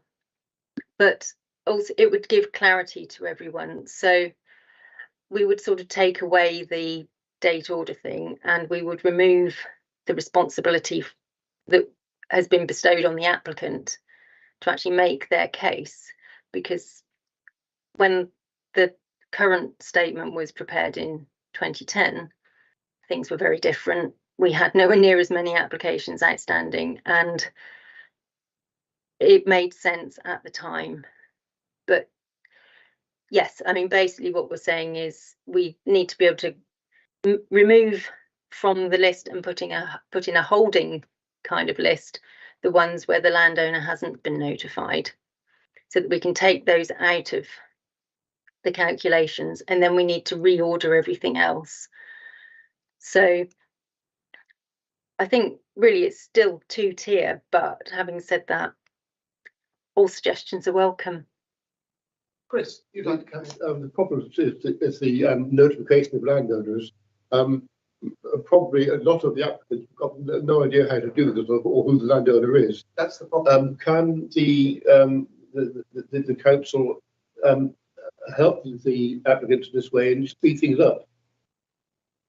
Well, all the applicants have to do is contact the land registry, and they know that. There's a lot of unregistered land. Yes, there is there is, and where there is unregistered land and the landowner can't be found, then the applicant applies to us for notices to put up on site, and then we prepare those notices and they go up on the route to bring to the attention of any landowner that the application has been made, so that there are processes in place to do that. I think that the reason that the British Force Society have chosen not to do that is purely to speed up their processes, because they're trying to get through so much in what was actually going to be a short space of time. And also they are hoping that the legislation is going to change before we come to investigate these applications, and then that responsibility will be on the local authority.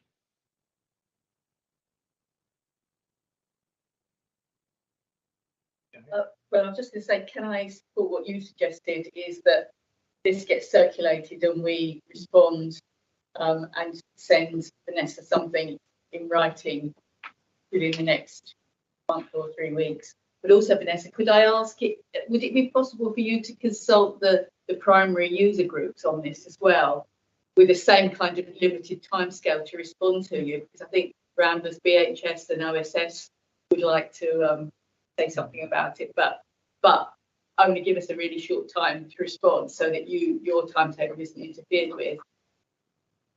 I can do, but it's not usual to do that. It's for the council really to determine how they prioritise their applications. But if you feel that would be helpful, I can certainly ask for comments within a limited timescale. Okay. And thank you for the work you do, Vanessa. I know the pressure you are under in a fairly limited resource team, and change the current change that's proposed by the government, because it could change yet again, is causing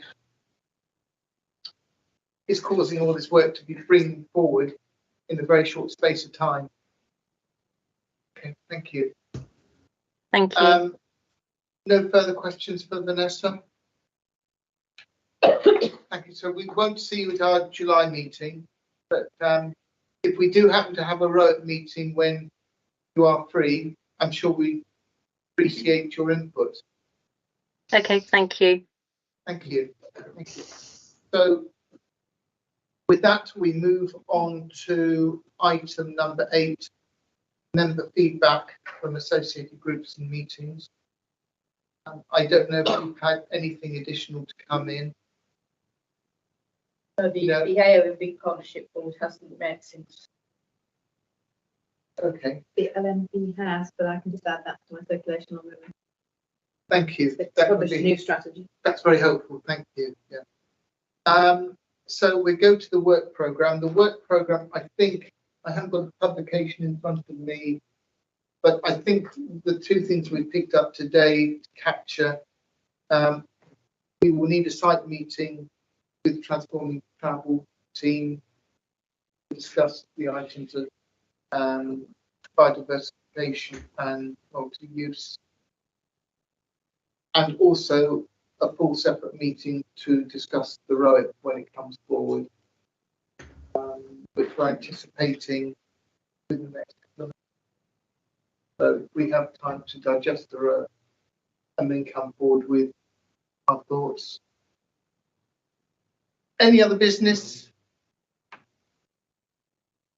Going half a step back, I think if you go into the minutes of the last couple of meetings, there are a large number of issues which have been left hanging in the air, like open access, like the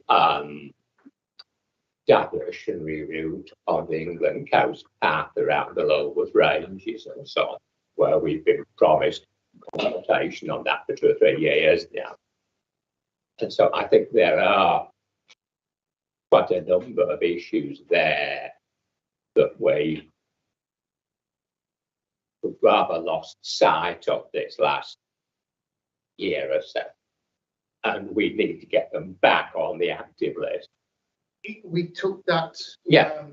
Yes, you captured that action, didn't you, earlier? And I think you perhaps need to go through that and pull off a few of them into the work programme. Yes, so they're going back into the work programme. Right. So, any other business? I don't think anything's come up. Sorry, can I take that one step further? Yes, I no longer even know if or what there is the work programme is really. And so, yeah. Okay, circulate work. And who's supposed to be doing what? Oh, it's all gone. No, Did you get that? I said, and who's supposed to be doing what? Yes, that will come out on the circulated document from Gemma. Okay. I don't think we've got any other business. No. So date of the next meeting, Thursday the 27th of July. And probably before that date, we will have a meeting to discuss the ROIC. And I'll be circulating the dates as soon as we have sight of the ROIC.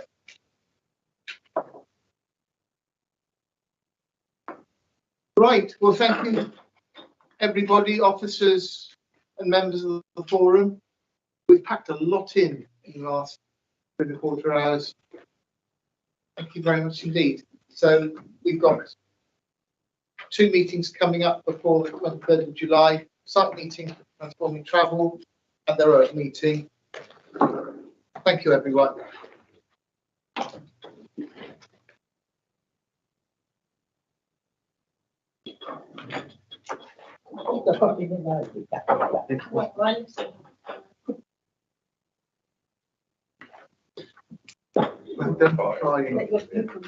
It's not your pitch.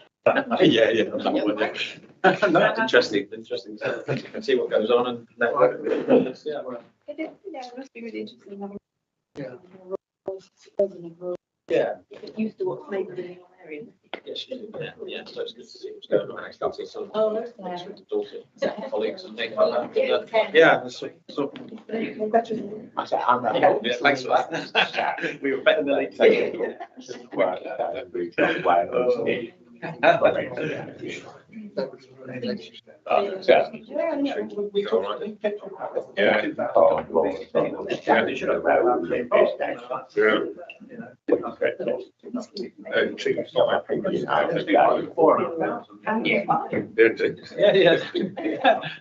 all right, I'll get that.